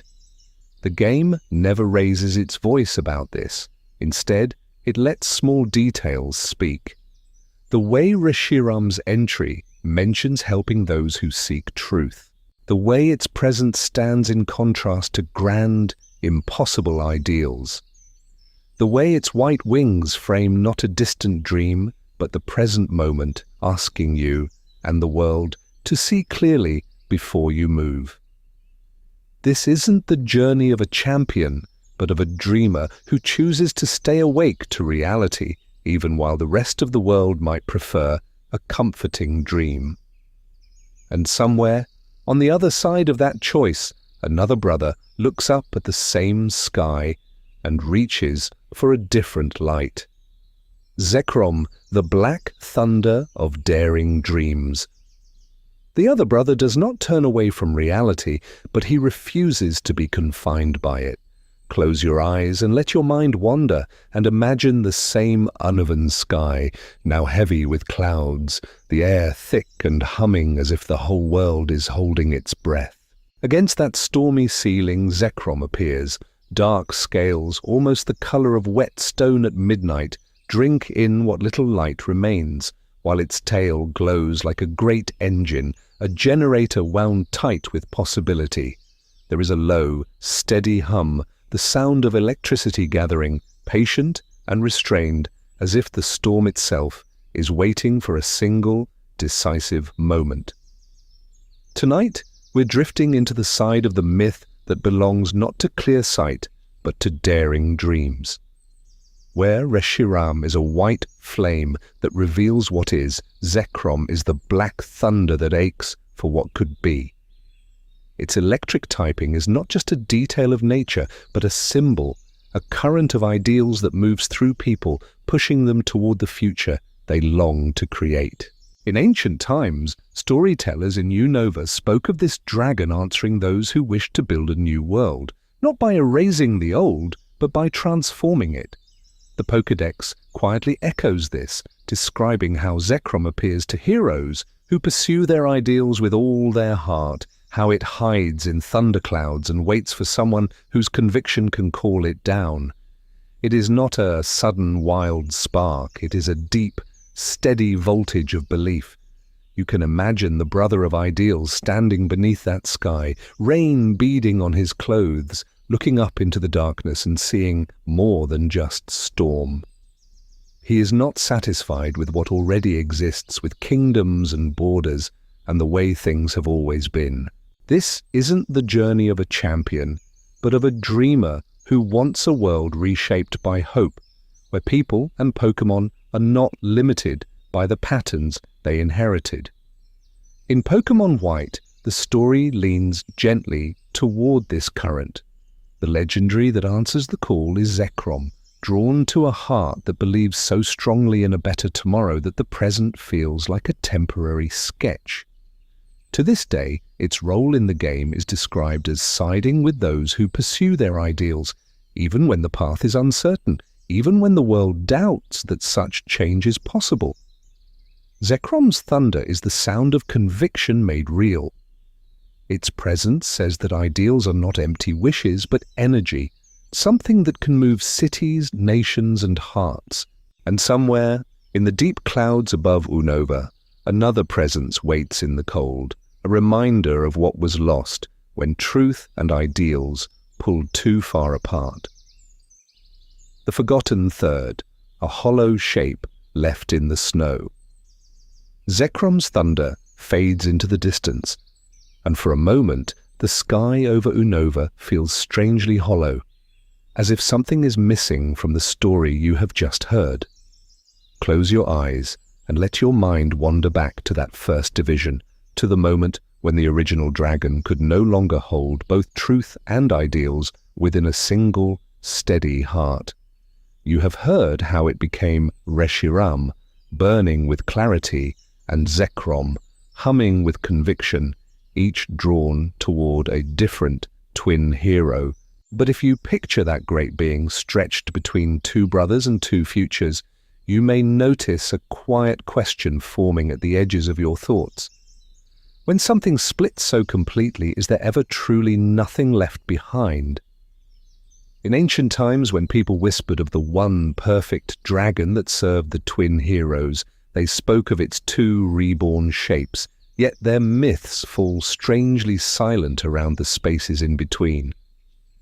It is as though the world itself looked away from the pieces that did not fit neatly into truth or ideals, the fragments of self that wavered, hesitated, or simply did not choose. Those pieces did not vanish. They became a kind of absence with weight. Imagine the outline of a dragon traced in frost on a window, the form clear, but the center only cold glass and winter air. That is how this remainder lingered in the world.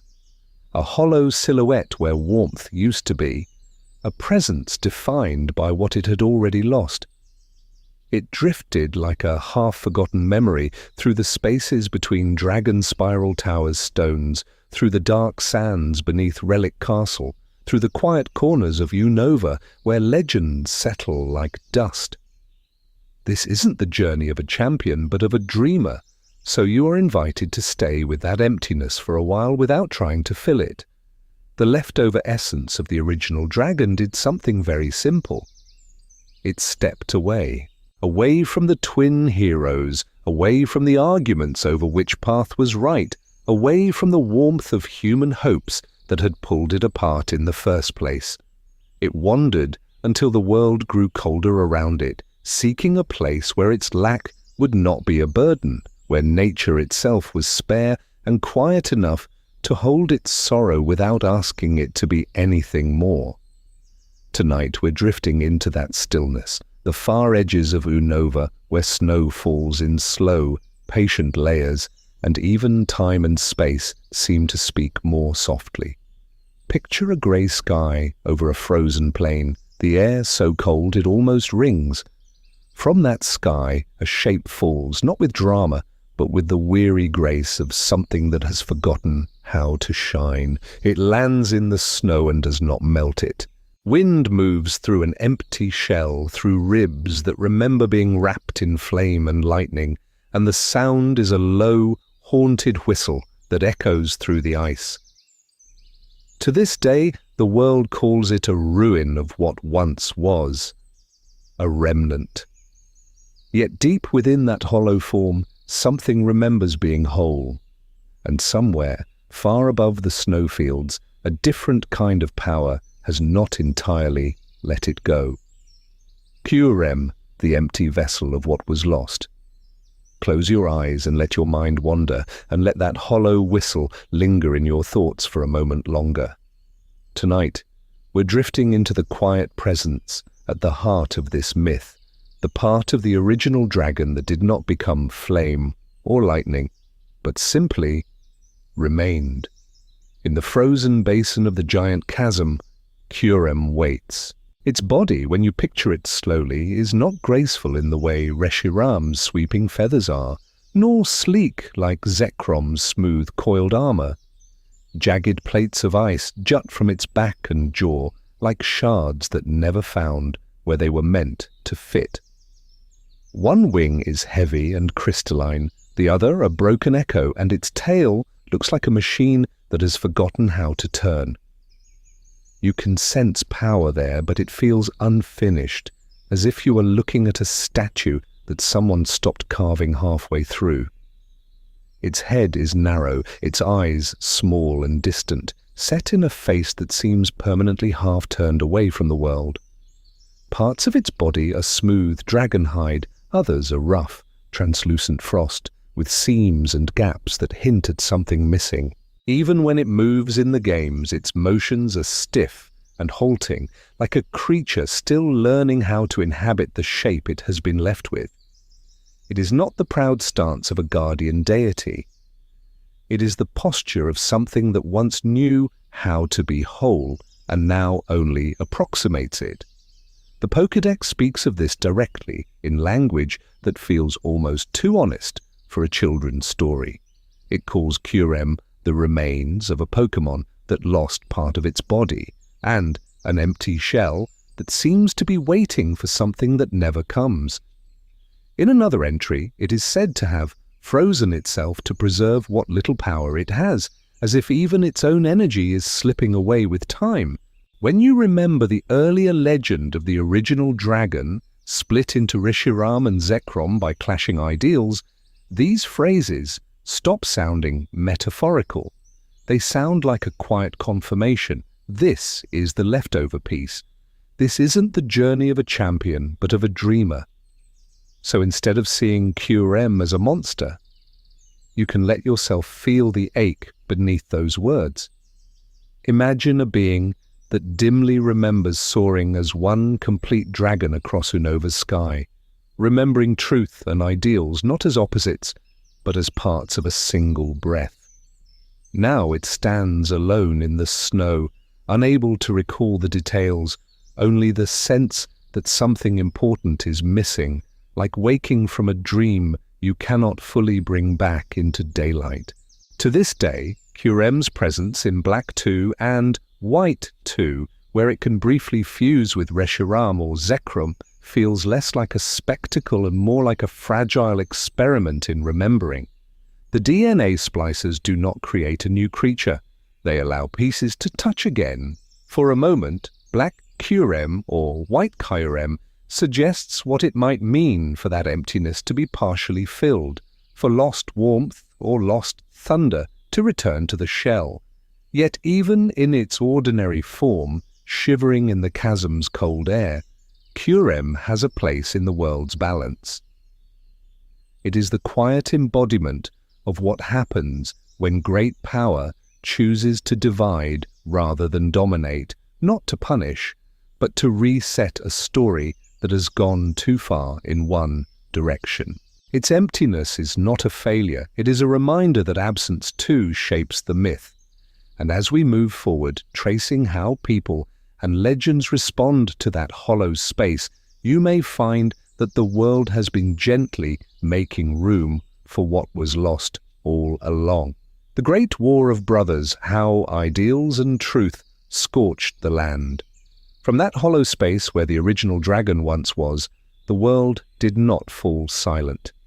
Instead, a new kind of sound began to spread through Unova, the quiet, insistent echo of two brothers who could no longer share the same dream. Close your eyes and let your mind wander to those ancient days when the twin heroes, no longer standing side by side, each turned to the half of the dragon that still understood them. One brother, who clung to what could be, called upon Zekrom, the dark thunder of ideals. The other, who held fast to what was real and proven, turned to Reshiram, the pale flame of truth. What began as a disagreement between siblings slowly drew in families, then villages, and in time the whole region, as people chose which vision of the world felt closest to their own hearts. In ancient times, Unova's fields were wide and green, its rivers gentle and reflective, but as Reshiram and Zekrom answered their chosen partners, the land itself seemed to respond. Where Reshiram moved, white fire curled along the horizon, not wild and chaotic, but precise, as if it were writing bright lines across the soil. Forest edges blackened, not to punish, but to reset the shape of the countryside, leaving strange rings of glass where the heat had kissed the earth. Where Zekrom passed, black lightning traced jagged paths through the clouds, splitting the sky into bright and shadowed halves, and the air hummed with a low, steady charge that made even stones seem awake. This wasn't the journey of a champion, but of a dreamer whose dream had been torn in two. The brothers spoke through their dragons, and the dragons, in turn, gave form to thoughts that might otherwise have remained quiet. Yet Reshiram and Zekrom were not born for conquest. They were not cruel by nature. They were, at their core, a single ancient being that had once chosen unity over dominance, now answering two different calls. Each flare of white flame, each bolt of black thunder reflected a human heart that could not find balance with its other half. Travelers in that era told soft stories of hills warmed by distant heat where the grass never quite returned, and of lakes that mirrored a sky streaked with dark clouds even on calm days. To this day, some say that Dragon Spiral Tower leans the way it does because the very stones remember shifting under the weight of those great wings, and somewhere between flashes of light and shadow there were pauses. Moments when Reshiram hovered, fire dimming as its hero hesitated, moments when Zekrom's tail slowed, its generator light softening as doubt brushed against ideals. Tonight, we're drifting into that in-between space where neither brother could fully silence the other. As their disagreement wore on, the dragons grew tired, not just in body, but in spirit, stretched between truth and ideals with no rest. In those quiet instants, when the thunder faded and the flames thinned to embers, you can almost imagine the memory of the original dragon stirring, longing for the simple wholeness it once knew. Over time, the land cooled, the skies cleared, and the stories say that Reshiram and Zekrom withdrew from the human world, their forms slipping into legend as the brothers' certainty finally began to erode. What remained were scorched fields that slowly healed, stones that leaned but did not fall, and a region carrying faint, invisible scars of a dream divided. And in the silence after their departure, something else lingered as well. The sense that not all of the dragon had truly gone, that somewhere an empty shape still waited for a chance to remember what it had been. When dragons sleep, the sealing of power into stones. In the hush that followed, Unova did something very human and very gentle. It grew tired. The long quarrel of truth and ideals did not end in a single moment, but in a slow, drifting way, as seasons turned and the twin heroes' descendants found less strength to argue and more reason to simply live. Fields needed planting, homes needed mending, and the world itself seemed to ask them to rest. Close your eyes and let your mind wander to that age when the dragons still circled the skies, their white and black forms tracing wide paths through time and space. Reshiram and Zekrom, once so certain, began to sense what their humans were slowly learning, that no single answer could hold all of reality, that truth without dreams grew cold, and ideals without honesty floated away like smoke. Their clashes became rarer, then softer, until even the echoes faded. In ancient times, legends say that powerful beings sometimes chose sleep over endless strain, not to punish, but to reset the balance of the world. So it was with these two dragons. One day, high above the towers and ruins that would later become Dragon Spiral Tower and the Relic Castle, their radiant forms shimmered as if the air itself were exhaling. Scales of light and shadow loosened, lines blurred, and the sharp edges of wings and claws softened into a glowing haze. Slowly their bodies unraveled, not in pain, but in a kind of surrender, like snow melting into a river.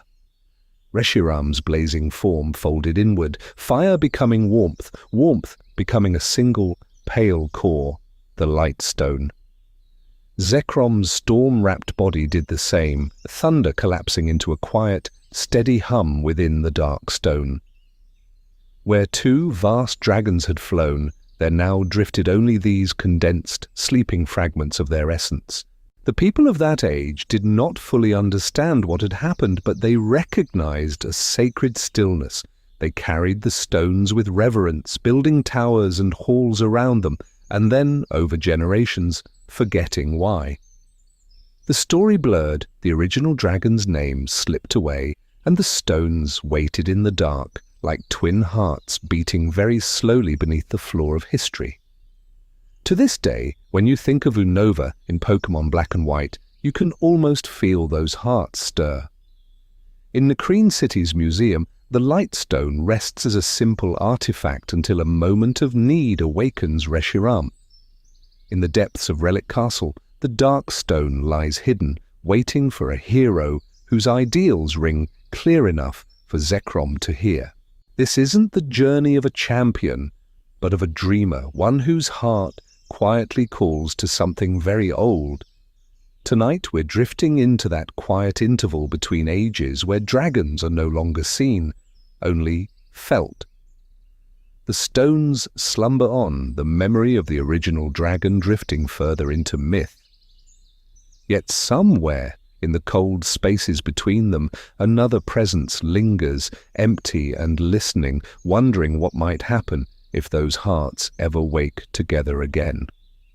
A kingdom in ruins, how Unova rebuilt, around an absent. Centuries begin to slide past, soft and uncounted, and the echo of that missing dragon thins into something almost like silence.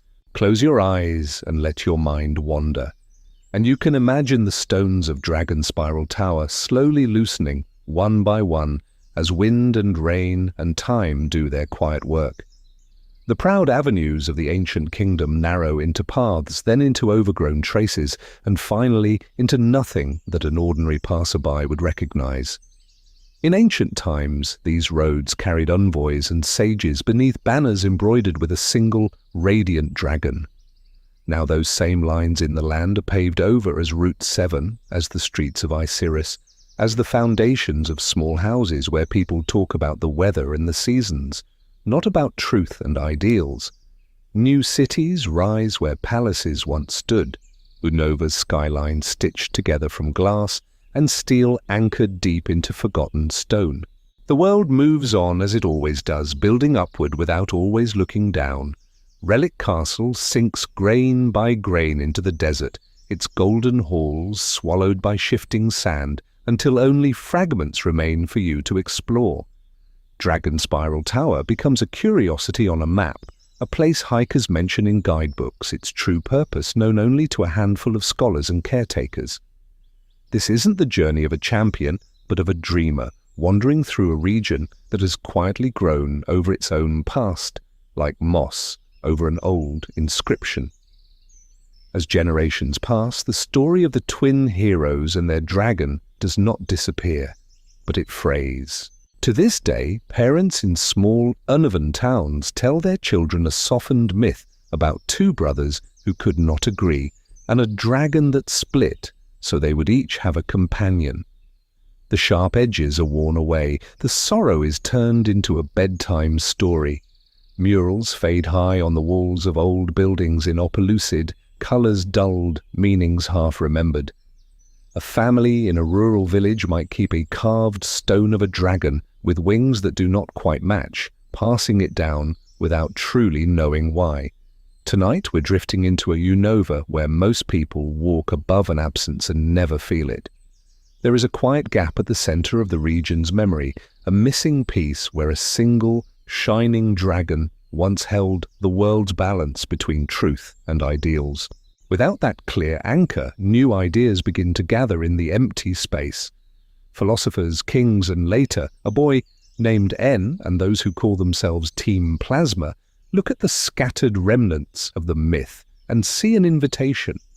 If the old dragon is gone, if its story is only fragments and whispers, then someone else can decide what Unova's truth should be and what ideals its people ought to dream toward next. Echoes in the present. How black and white reawaken the legend. And so, when that invitation hangs open over Unova, the story drifts quietly forward into the time you know. Close your eyes and let your mind wander, and you can almost feel the world of Pokémon Black and White settling softly into place around you. The gentle sway of the Ferris wheel in Nimbasa, the quiet snow outside Isiris City, the wind circling Dragon Spiral Tower like a memory that has not yet remembered itself.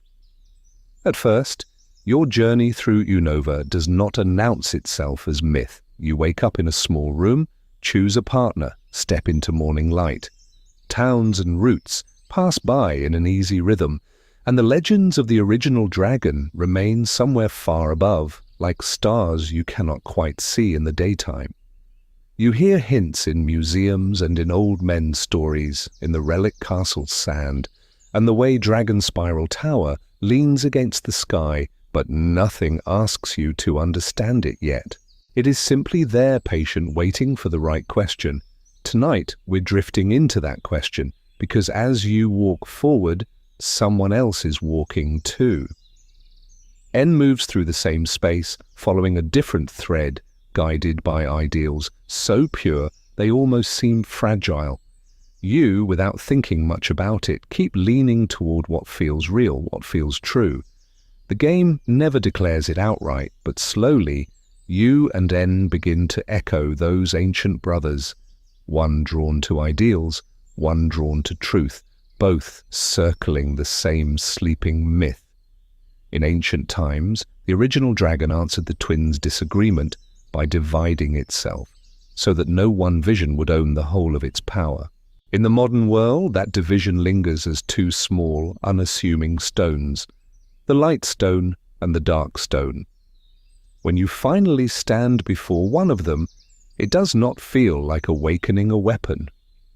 It feels like tapping the shoulder of a dream. The stone stirs, the air bends, and Reshiram or Zekrom opens its eyes again, not to punish, but to reset an old, unanswered question. Ideals or truth? Which path will shape the world this time? This isn't the journey of a champion, but of a dreamer who has wandered into unfinished business. When N calls his own dragon to his side atop the living architecture of N's castle, and your stone responds in kind, the scene mirrors that first, distant argument between brothers, two humans, two dragons, one world holding its breath.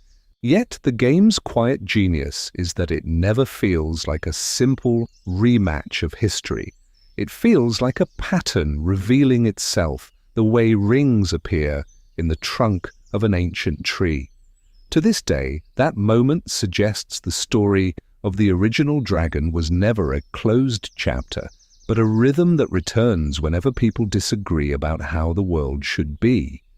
And as Unova glows below N's castle like a constellation of small sleeping lives, you understand that legends do not only live in ruins and towers, they live in choices, in arguments, in the gentle, ongoing attempt to find balance between what is and what could be, a rhythm that will echo again when Curem finally steps out of the cold. Team Plasma's dream. Using an old dragon to rewrite a new world. And above those small sleeping lives, another dream begins to take shape. Close your eyes and let your mind wander to Unova's city lights, where a new kind of legend is being written, not in stone, but in speeches, banners, and quiet, persuasive words. On the surface, Team Plasma presents itself as almost gentle, a movement of cloaked figures asking people to reconsider the world they've taken for granted, to imagine a future where Pokémon are no longer confined to Pokeballs, but walk beside humans in perfect, liberated harmony. They speak of compassion, of ideals, of a kinder relationship between species, and they do it in crowded plazas where you can almost feel the mood soften. This isn't the journey of a champion, but of a dreamer, one who is told that the old ways can change without anger, without force, only through understanding. Yet behind that public dream stands Ghetsis, whose truth is far colder. His quiet intention is not balance but control. If everyone lets go of their partners, then only he, and those who follow him, will hold real power in this carefully emptied world. To make that happen, he needs more than speeches.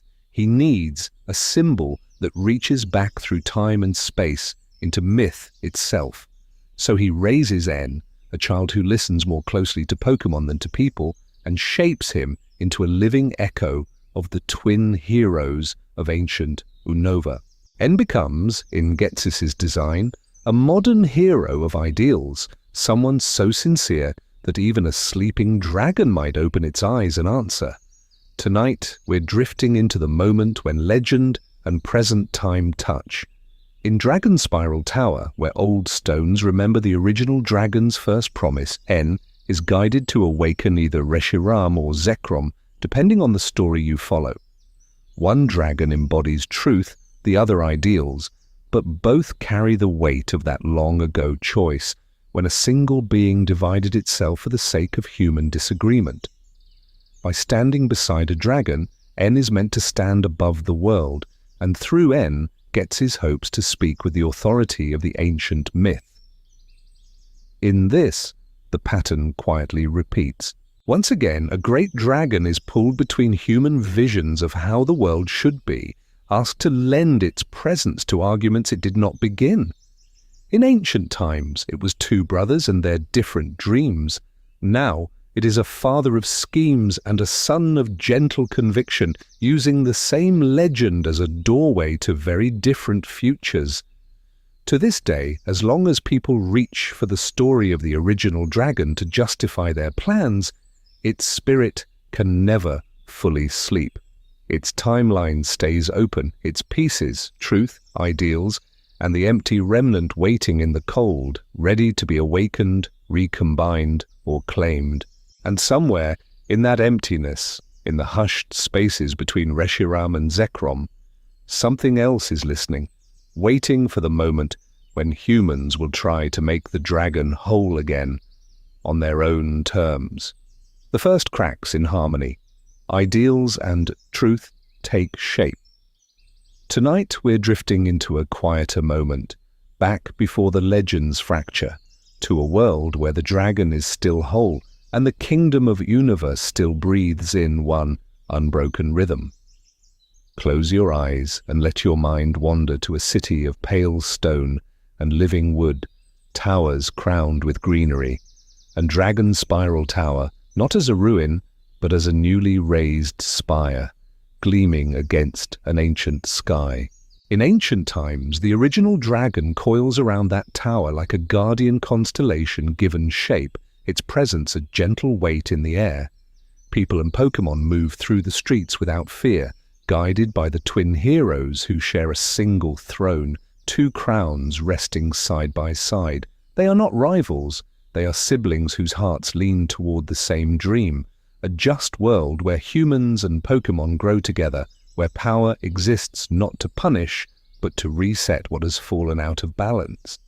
Yet even in this harmony, small differences begin to form, as quietly as hairline lines in glass. One twin, the hero of ideals, looks forward with shining eyes, speaking in counsel of what Unova could become if only they dared more. New tools, new towers, new ways of asking Pokémon to lend their strength. This isn't the journey of a champion, but of a dreamer, someone who sees not the kingdom that is, but the kingdom that might be. The other twin, the hero of truth, listens, then looks down at the maps spread across the table, at the fields, the villages, the wild places where nature still speaks in its own language. They ask gentler, slower questions. How much can be asked of Pokémon without bending them? How high can towers reach before the foundations begin to strain? They insist on seeing what is really there, even when it is less beautiful than the dream. The original dragon, containing both truth and ideals in a single vast heart, answers them both at first with equal warmth. In training yards, it lowers its wings so each twin may climb onto its back in turn. In quiet nights on the palace roof, it listens as one sibling whispers plans for sky-reaching bridges and the other speaks of repairing crumbling roads. But as the years pass, their prayers and commands begin to lean in slightly different directions. You can almost see it in small scenes. A council meeting where the dreamer argues for a new device to channel a Pokémon's power more efficiently, while the realist asks whether the Pokémon were the ones to choose this work. A shared training session where one twin urges their partner to push past limits, and the other calls for rest. Under the stars, one gazes upward, imagining what the world could be. The other watches the lanterns below, wondering who is being left in shadow. To this day, Unova's myths remember them simply as kings, but here their philosophies begin to echo Reshiram and Zekrom before those names exist, like colours separating inside clear water. The dragon feels it first as a faint tension in its chest, a subtle pull to twist one way then the other. No stone cracks, no tower falls. The first fracture is emotional, a quiet hurt when one twin feels unheard, a soft doubt when the other wonders if their sibling still sees the same world. The original dragon senses all of it, every unspoken word, every swallowed question, but to soothe one fully would mean leaning away from the other, and so it waits, hovering in the delicate balance between what is and what could be, until the day the twins face a single, seemingly small decision, one choice about their people and their Pokémon, that will make that balance impossible to keep. Whispers in the court how a kingdom chooses sides. In ancient times, a kingdom can feel calm on the surface, even as it quietly begins to lean, ever so slightly, toward one side. In Unova's royal court, the air is scented with herbs and polished wood. Silk screens mute the sounds of the city outside, and decisions drift through the halls with the slow grace of incense smoke. Close your eyes and let your mind wander to that court where the twin heroes sit only a few steps apart, yet every gesture between them is watched. Robed advisors move like shadows behind them, speaking in careful tones about harvests, trade, and treaties, yet beneath those formal words, loyalties are taking shape.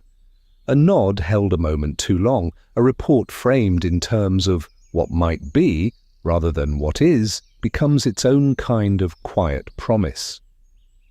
The scholars of Unova, keepers of myth and measure, begin to divide in their hearts. Some praise the Prince of Ideals, admiring his daring visions, writing treatises about a world remade in perfect harmony between humans and Pokémon. Others gather around the Prince of Truth, valuing his grounded questions, his insistence on what can actually be done with the kingdom's hands and fields and time. Priests offer blessings that are almost the same, but not quite, letting their emphasis drift toward hope on one day, certainty on another. Tonight, we're drifting into the way those thoughts ripple outward beyond the palace walls. Farmers in distant valleys hear that one prince speaks of reshaping the land, of channels and terraces that might tame rivers and soften winters, and they feel their dreams stir. Artisans in the cities hear that the other prince speaks of fair measures and honest records, and they feel a different comfort, a sense that the world they already know will be protected. To this day, you can feel that echo in Unova's geography. Routes that seem to fork for no practical reason, version-exclusive paths that exist in one telling of the story and vanish in another, Black City rising like a monument to human ambition, while White Forest preserves a gentler memory of nature's first shape. The land itself remembers the court's quiet arguments, holding both futures at once. Through it all, the original dragon remains the kingdom's shared heart. Public festivals still gather everyone beneath the same banners, with lanterns shaped like a single, complete dragon spiraling through the night sky. Children are told that the dragon listens to all, that it keeps the world in balance, not to punish, but to reset when hearts wander too far. Yet in private, people begin to wonder, what if the dragon leans even a little toward the warmth of ideals or the clarity of truth? The twins feel it as a weight behind every word they speak, realizing their beliefs are no longer just personal reflections, but standards under which others quietly stand. This isn't the journey of a champion, but of a dreamer watching a myth divide in slow motion. In modern Unova, Team Plasma and the League will echo these same questions about what is right for humans and Pokémon, repeating the pattern in new clothes. And somewhere above that ancient court, you can imagine the original dragon listening to all these whispers, feeling the kingdom's hearts slowly separate into two gentle, competing rhythms, and wondering how long it can hold them together. The first unspoken betrayal. A choice. The dragon cannot ignore. Tonight we're drifting into a quieter room of that ancient palace, a place where the world changes without anyone raising their voice. Close your eyes and let your mind wander, and you can almost hear it. Not the roar of a dragon, but the soft murmur of advisors, the faint scratch of ink on parchment, the hush that falls before a decision that cannot be undone. It is late. The council chamber is lit by a few gentle lamps, their flames reflected in polished stone. Outside, Unova sleeps. Inside, the twin heroes sit at opposite sides of a long table, and the original dragon curls above them in the shadowed rafters, like a living constellation. Its presence felt more than seen. This isn't the journey of a champion, but of a dreamer who has wandered into an ancient story about laws and hearts. On the table lies a single scroll, a decree that will decide how Pokémon and humans will share this kingdom. The hero of ideals speaks first, voice calm but shining with possibility. He imagines a future where no Pokémon is bound by fear, where the old ways are broken so that a brighter age can begin. He proposes a sweeping change, almost like the Liberation Team Plasma will one day whisper about Pokémon separated from human labor, released from old oaths, the entire structure of the kingdom gently overturned for a better tomorrow. Across from him, the hero of truth studies the same words and sees something different. He thinks of the farmers whose partners till the fields, the healers whose Pokémon steady, trembling hands, the quiet companionship that has grown through time and shared work. He does not deny the dream, but he knows the cost is real. and immediate. To this day, his stance will echo in those who argue for coexistence instead of separation. He says very softly that the decree reaches too far, too fast. The council listens, caught between hope and worry. Some are drawn to the shining promise of ideals. Others feel the weight of truth, heavy as stone. In the end, their fear of being left behind by a grand, imagined future tilts the balance. They side with the hero of ideals. The decree is approved. No one shouts, no one storms away. The betrayal arrives in smaller ways, a delayed nod, eyes that do not quite meet, advisors who suddenly avoid the hero of truth as if disagreement were a kind of shadow. He smiles because he must, but the smile does not reach his eyes. Above them, the original dragon feels its single heart pulled in two directions. One half surges with the daring warmth of ideals, the dream of a liberated world. The other aches with the steady, grounding truth of those living now, who cannot simply leap into a new age without stumbling. It is like breathing in and out at the same time, like trying to stretch across time and space without tearing. You can imagine the dragon's sorrow as it realizes that to lower its head beside one twin is to turn its back on the other. Neutrality, once as natural as sleep, begins to feel like a choice in itself. In ancient times, it could simply be a guardian. Now, every movement carries meaning. When the meeting ends, the hero of ideals walks out, surrounded by quiet admiration. The hero of truth walks alone down a long corridor, his footsteps echoing. The dragon watches both paths, feeling something within its vast form tremble, a hairline fracture running through a once perfect whole. By dawn, the first light will slip through the palace windows and touch the dragon's scales. And for the first time, that light will not fall evenly. And when one dragon becomes two hearts, the moment of division. By dawn, that uneven light becomes a quiet judgment. The ancient capital wakes to a pale sunrise, and you can almost hear the city holding its breath. Close your eyes and let your mind wander to that moment. The twin heroes no longer shoulder to shoulder, but standing apart for the first time, each surrounded by their own circle of followers, each wrapped in a different kind of hope and a different kind of sorrow.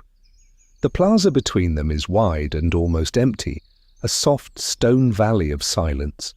On one side, the hero who clings to what is real and present, speaking of what the world already is. On the other, the hero who dreams of what the world could become, words full of distant horizons. Their supporters watch with lowered voices and lowered eyes, feeling the invisible line drawn through the heart of their ancient home. Above them, the original dragon stirs. In ancient times, it had answered to both of them without effort, its great form a perfect bridge between their hearts. Now drawn by the growing distance between those hearts, it descends, or perhaps awakens, from a place just beyond sight. Its scales shimmer with both light and shadow, white fire tracing one wing, black lightning veining the other, every breath a careful, trembling balance. There is no shattering sound, no sudden flash. Instead, the change begins as a feeling, like fabric slowly being pulled in two directions at once. The dragon's single will stretches, thins and wavers, as if it is listening to two songs that have drifted too far apart to be sung by one voice. This isn't the journey of a champion, but of a dreamer caught between truths. Tonight we're drifting into the moment when that choice is made. Gently, almost tenderly, the great dragon allows itself to divide. White flame gathers and clarifies, drawing to the hero of truth, becoming Reshiram, bright, clear and unwavering, its tailstone glowing like a lantern that accepts the world as it is and dares to name it honestly. Black thunder coils and deepens, drawn to the hero of ideals, becoming Zekrom, dark, vibrant and passionate, its power humming with the promise that what is can be reshaped. not to punish, but to reset. The original dragon chooses separation so that each twin can be fully heard. To this day, when you see Reshiram descending in Pokémon Black, or Zekrom answering a call in Pokémon White, those in-game cutscenes feel like distant echoes of this first world-shaping transformation, the screen briefly holding the same breath as that ancient plaza. The people of the kingdom fall to their knees not in command but in awe and fear. Their single guardian is now two dragons, each leaning almost imperceptibly toward one hero. Truth and ideals are no longer quiet thoughts or gentle disagreements. They stand embodied in living myth, the philosophical divide given wings and elemental tails that shake the air. And in the quiet space between Reshiram's white glow and Zekrom's dark storm, there is a lingering absence. Something essential that was once the dragon's wholeness does not become flame or thunder. It remains behind like an empty outline in the sky, a hollow in the world's story that Unova will spend ages trying to name, and that someday you will glimpse in the cold, waiting form of another dragon. On the hollow that remained, Kurem's birth from what was lost. In that lingering outline, in that missing piece of the sky, the world grows quiet again. The crowds who watched the twin heroes drift back to their cities, Reshiram's pale fire and Zekrom's dark thunder fading over opposite horizons, and in the cooling air above Unova, something unseen is left behind, like a breath the world forgot to finish. Close your eyes and let your mind wander to that moment after the division when the shouting has ended and only the echo remains. What does a dragon do with the parts of itself that cannot choose truth or ideals, that belong to both paths and to neither? Those fragments do not vanish, they condense, they fall, they seek a place in nature cold enough to hold their confusion without breaking. Far from the new kingdoms of light and storm, the sky over northern Unova opens. Something descends, not with glory, but with the heavy stillness of a stone dropped into a pond. It strikes the earth and leaves a wound, a vast crater, its edges cracked and raw, its heart slowly filling with frost.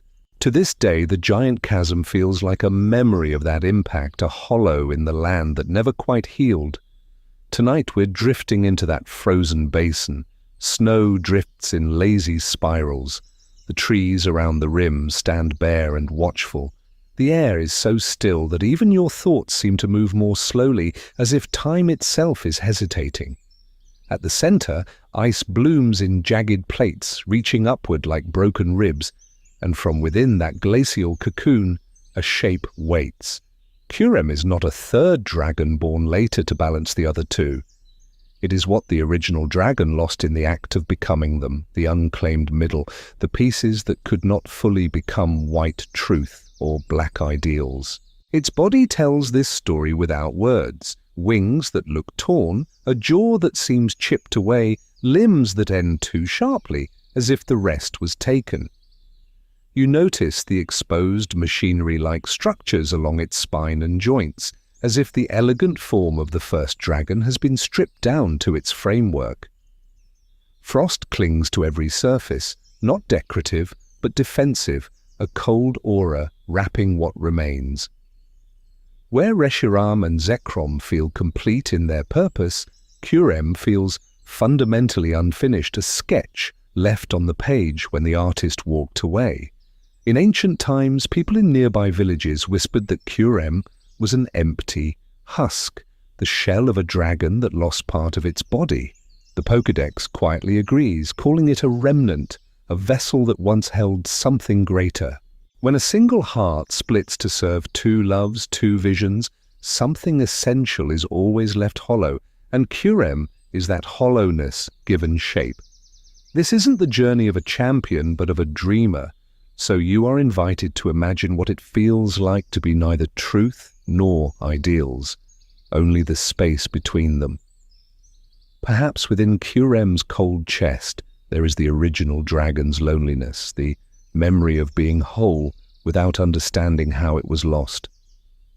It wanders the giant chasm like a thought that cannot resolve, drawn to the cold because warmth might remind it too much of what it used to be. Much later, in another era, people will discover a way to splice Curem with Reshiram or Zekrom, pulling white flame or black lightning back into the hollow shell. Black Curem and white Kyurem look closer to the old myth, yet not quite. Seams still show, edges still misalign. You can combine pieces of a story, but you cannot return to an untouched past. The original dragon remains a memory, not a creature you can fully restore. So, as Unova sleeps, imagine Curem leaving its crater, drifting through the night sky, a dim shape against the stars. It searches, slowly and without hurry, for a place cold enough to match its emptiness, a corner of the world quiet enough that the echo of its lost wholeness can finally, gently fade. A kingdom divided, twin heroes, twin dragons, one war. Far from Curem's wandering shadow, the kingdom it once knew has already changed beyond recognition. Close your eyes and let your mind wander to a world that has quietly split in two, not in an instant, but along lines that were always there, waiting. What began as a single royal court becomes, over time, two circles of lantern light, two councils, two distant capitals watching one another across the dark. In ancient times, the twins had shared one throne room, one table, one dream. Now one sibling rules from a city of white stone and clear waterways, where Reshiram's pale flames flicker in braziers that never quite go out. The other presides over a rising maze of towers and workshops, where Zekrom's blue lightning hums through metal conduits and quiet engines. Between them lies a widening span of land and of silence. Reshiram's side turns its attention inward. Its flames are invited into archives, treasuries, and hidden chambers, called forth to reveal every stain and secret. Scrolls that once flattered the court are held to the fire until false histories curl away, ink running like old lies, finally confessed. Corrupt stewards feel that same heat at their backs as laws are rewritten, not to punish, but to reset the kingdom on what they call honest ground. The light is harsh, but it is steady. Across the divide, Zekrom's lightning is poured into possibility. Great bridges leap over canyons in a single gleaming span, and glass-fronted observatories catch the storm's glow on their lenses. Fields are tilled by humming machines, and caravans travel by night along roads lit with captured sparks. Here, the dream is forward, always forward, the certainty that if they dare enough, there will be room for everyone in the world they are building. Both courts speak of protection. One vows to shield the people from comforting illusions, insisting that only truth, however heavy, can keep them safe. The other refuses to abandon the dream of what might be, believing that to stop reaching would be the deepest betrayal. To this day, the story is told as a tragic mirror. Each twin convinced they are the one who truly cares, each quietly unable to see their own reflection in the other's eyes. Where Reshiram and Zekrom cross paths, the land remembers.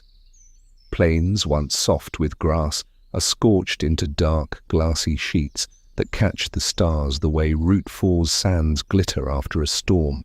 Cliffs crack and lean apart like the thunder-split faces of Chargestone Cave and the jagged approaches to Victory Road. Lakes boil at the edges and cool again, leaving strange rings of stone that feel, even now, like old footprints of something larger than nature. The twins, who once traded stories under a single blanket of night, now send messengers, trainers, and Pokémon into carefully planned engagements they try not to picture too closely.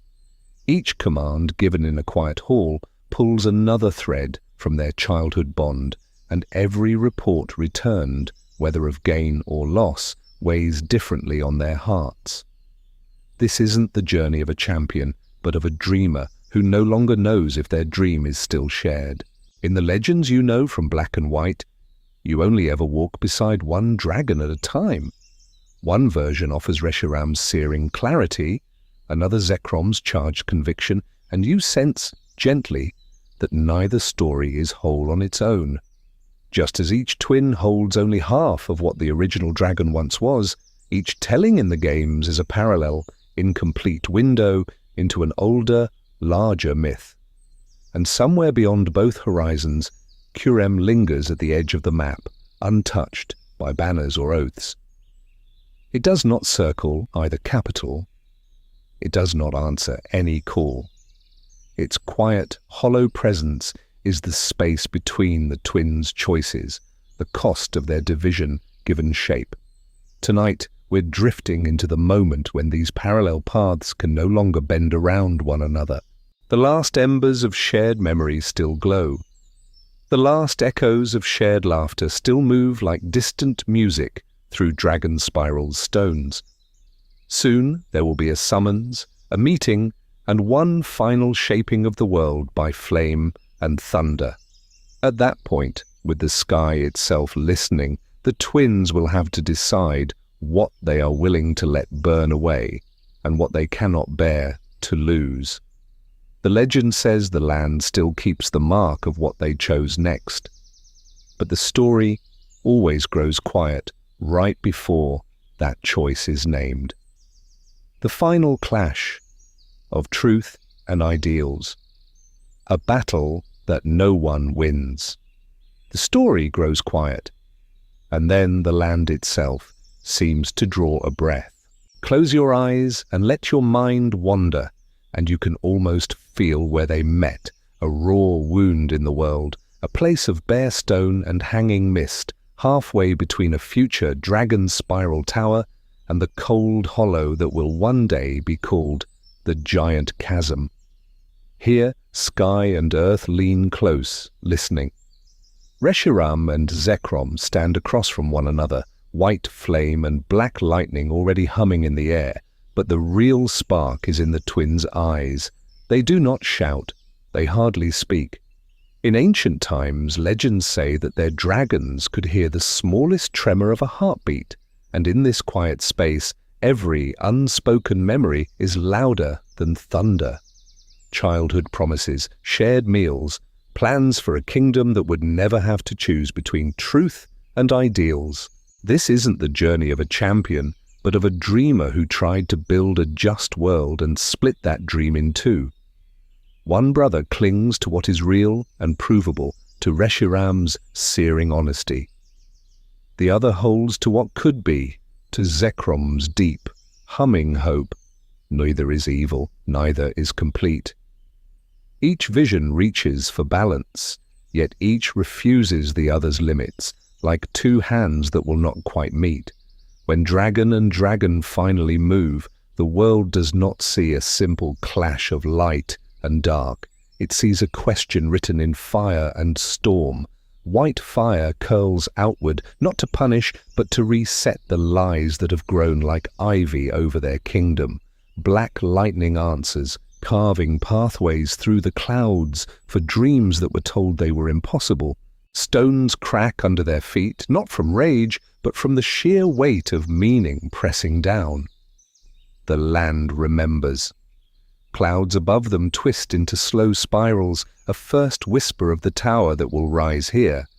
Far away, glaciers and deep caverns shiver, as if already preparing to cradle the empty shell that will be called Kurem. Their roars roll through time and space, becoming the strange weather patterns you notice in Unova, the restless storms near the Giant Chasm, the way Dragon Spiral Tower seems to lean into the wind. And still, beneath the glow and thunder, the twins understand one another too well. Every strike that Reshiram makes feels to its hero like tearing at his own heart. Every surge from Zekrom feels like a confession. I know why you chose differently.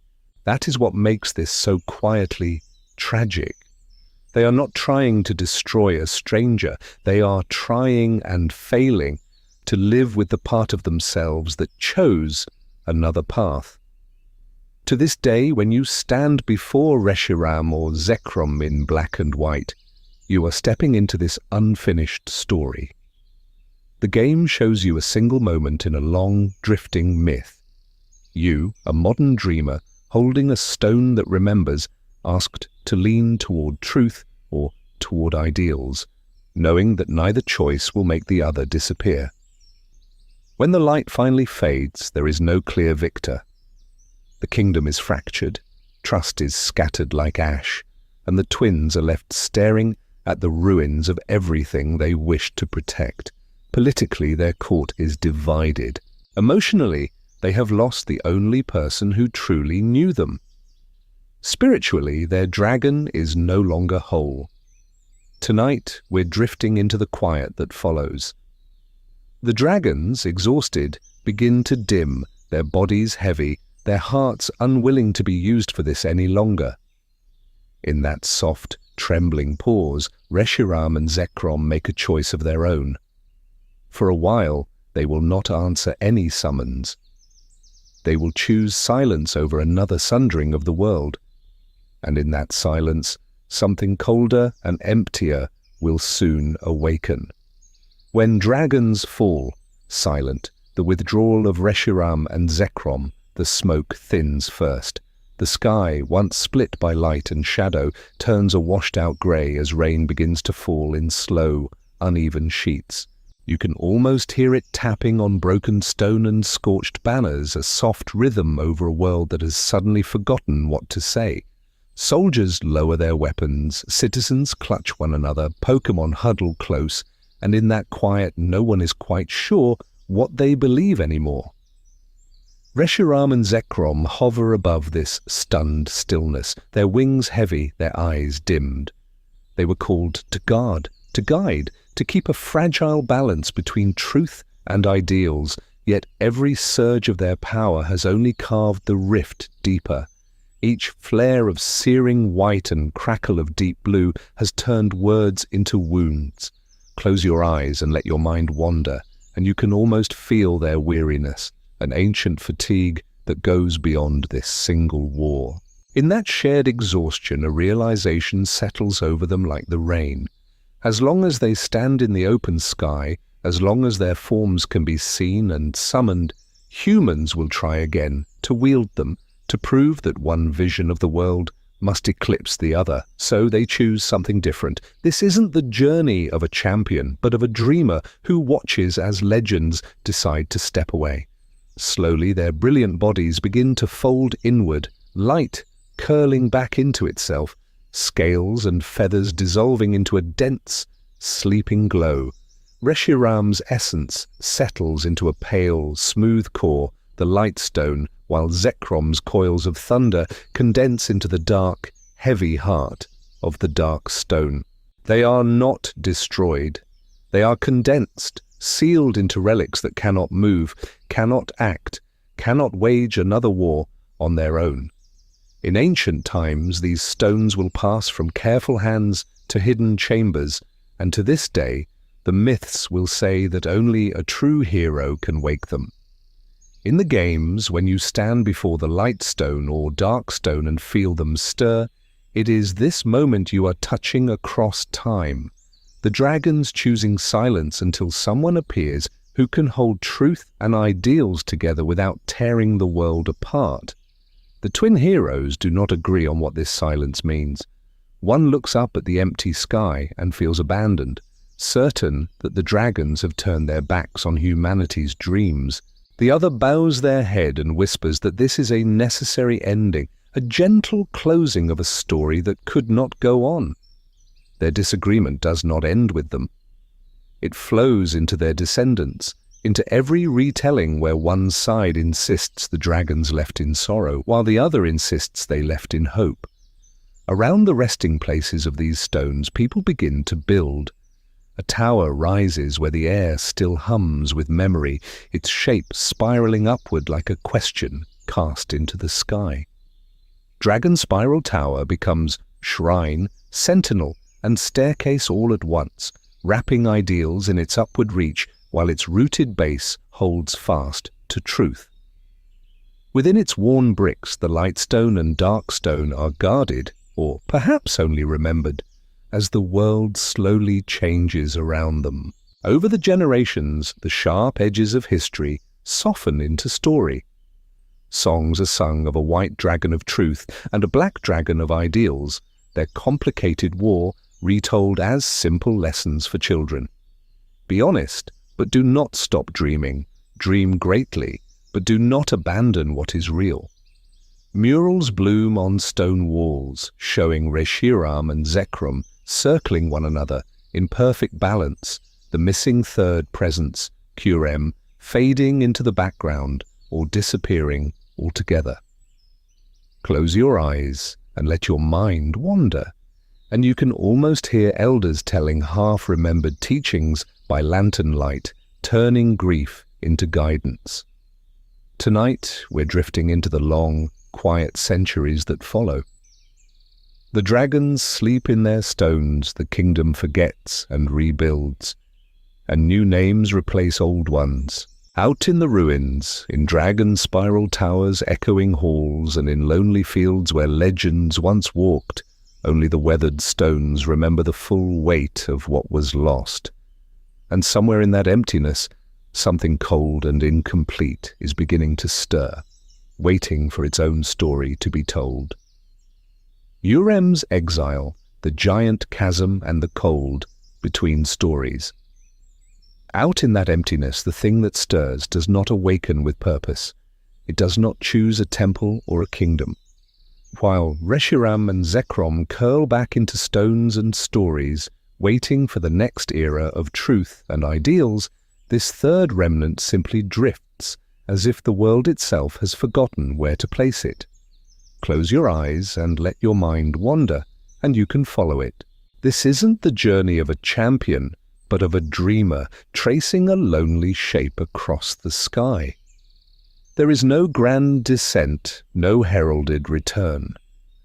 Only a falling star over Unova, a pale, broken dragon pulled down by its own heaviness, searching without knowing it for a place that matches the hollow at its core.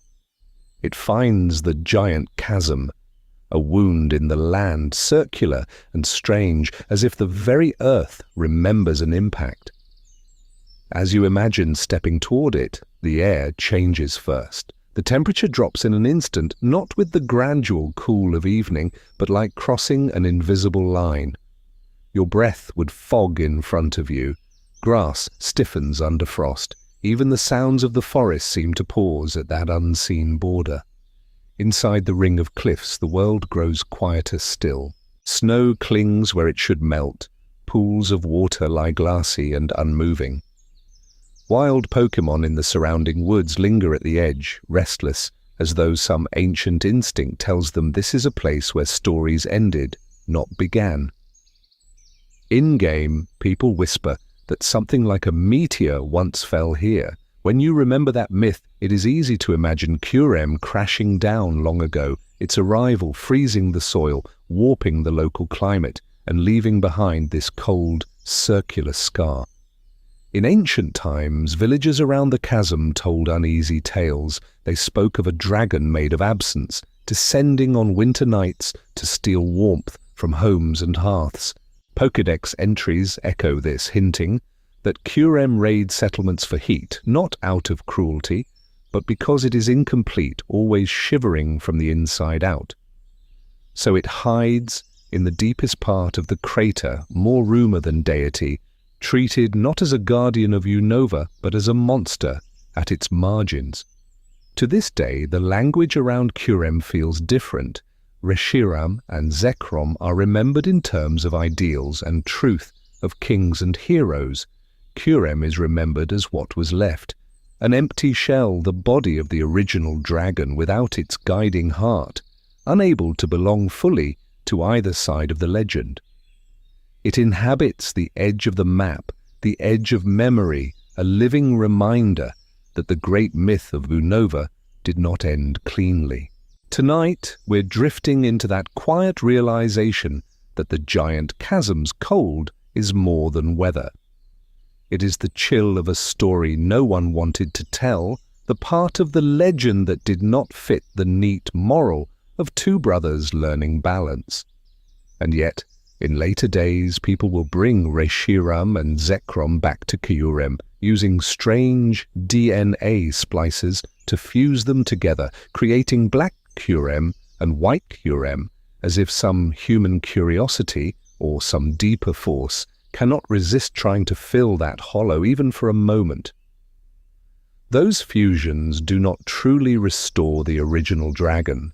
They are temporary, unstable, a dream of wholeness rather than the thing itself. But they are enough to draw new eyes to the chasm. Soon, in a more modern Unova, seekers of truth, of ideals, and of power will come here, not just to seal a monster away, but to ask what really happened to the dragon that broke itself for humanity. And in the next part of our story, you'll follow them into the cold. From legend to lesson, how ancient Unova rewrote the dragon's story. Time moves on even over a frozen chasm.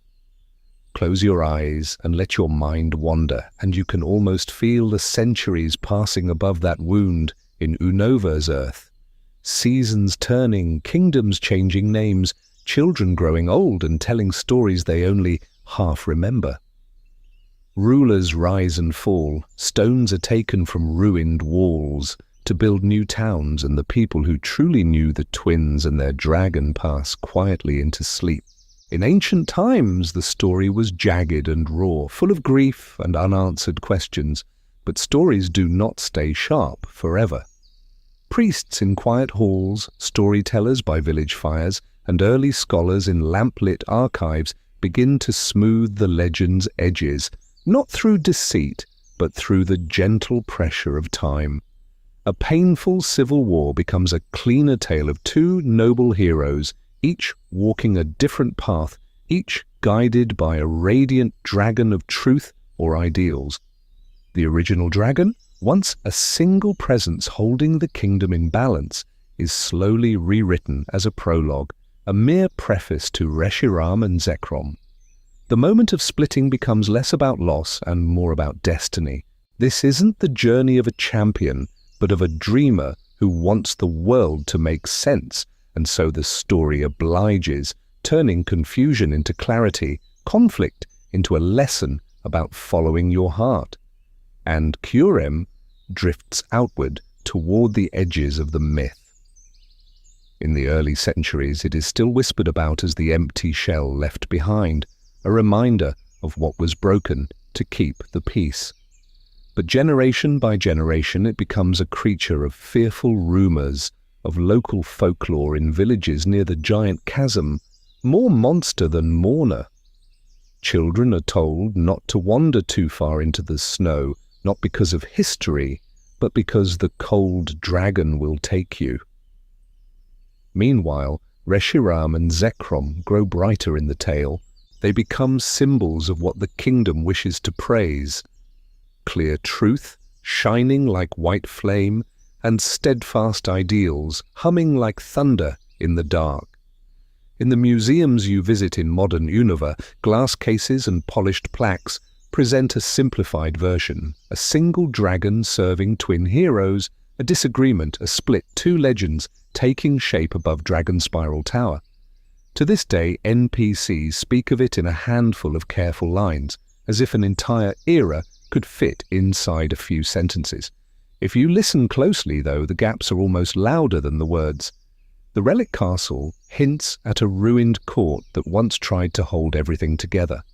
Old books mention harmony, but rarely mention cost. Dragon Spiral Tower stands in quiet stone, its spirals reaching up as if trying to remember a shape that no longer exists. Each age leans on a different part of the story. Some retell it as a parable of unity, insisting the twins were always meant to reconcile. Others focus on the dangers of disagreement, warning that even brothers can fracture a kingdom if they do not choose the same side. Later thinkers quietly suggest the opposite, that choosing a side, any side, is what gives a person shape, just as the original Dragon's division gave shape to Reshiram and Zekrom. In this, Unova's legend is not so different from real-world myths you may have heard in your own life, where complex histories soften into archetypes over time. Wars become great conflicts, tragedies become necessary sacrifices, and living, breathing figures become symbols easier to carry than the weight of what truly happened. Tonight we're drifting into that quiet space between history and memory, where the story feels true even when the details have slipped away. Somewhere in that space you might imagine the original dragon itself, if it still exists in some spiritual way, watching these retellings unfold. Perhaps it feels a small, tired sadness at how its pain has been tidied up, how the hollow third of its being is turned into a warning myth for restless children. Perhaps, too, there is a kind of acceptance, a recognition that this is what humans do. They turn wounds into wisdom and scars into stories. And as the legend settles into this softened form, waiting in books, on museum walls, and in half-remembered bedtime tales, new listeners are drawing near. Soon, a boy who hears the voices of Pokémon and a group that calls itself Team Plasma will open those old myths again and ask different questions. In the next part of our story, you'll follow them back to the cold and watch how an ancient, sleeping legend awakens in modern hearts. Forgotten fragments, ruins, relics, and the echo of a single dragon. And so as those myths begin to stir in modern hearts, the world itself offers you something quieter than a speech or a prophecy. It offers stone and sand and the way certain places feel when you step into them, and the air seems to remember more than you do. Close your eyes and let your mind wander, and imagine Dragon Spiral Tower at dusk. Its weathered stones lean inward in that slow, spiraling climb, older than the city that now rests beside its lake, older, perhaps, than any written story in Unova. In ancient times, when there was only one dragon holding both truth and ideals in a single, breathing balance, this tower may not have been a ruin at all, but a meeting place between humans and something they called a friend. To this day, its design curls upward like a question, as if the very architecture is reaching back toward that undivided sky. You walk those circular stairs in the games, listening only to the soft echo of your own footsteps and the cry of wild Pokémon in the distance. There are no grand cutscenes explaining who first laid these bricks, no carved plaque telling you plainly that the original dragon rested here. Instead, the tower simply exists, a quiet spiral of time and space, inviting you to feel that there was once a single presence so great that an entire civilization chose to build around it. Far away, the relic castle sleeps beneath the desert, half swallowed by sand. This isn't the journey of a champion, but of a dreamer, wandering down crumbling stairways into an ancient human kingdom that once worshipped that same dragon. Its fall, hinted at in scattered NPC lines and item descriptions, mirrors the dragon's own fragmentation, a court that broke over ideals and truth, a palace that descended as their guardians split. The deeper you go, the more the architecture seems to sink, as if the weight of regret has been pressing down for centuries. In those buried halls you find broken statues whose features are worn beyond recognition, yet their poses suggest wings and a single, regal neck.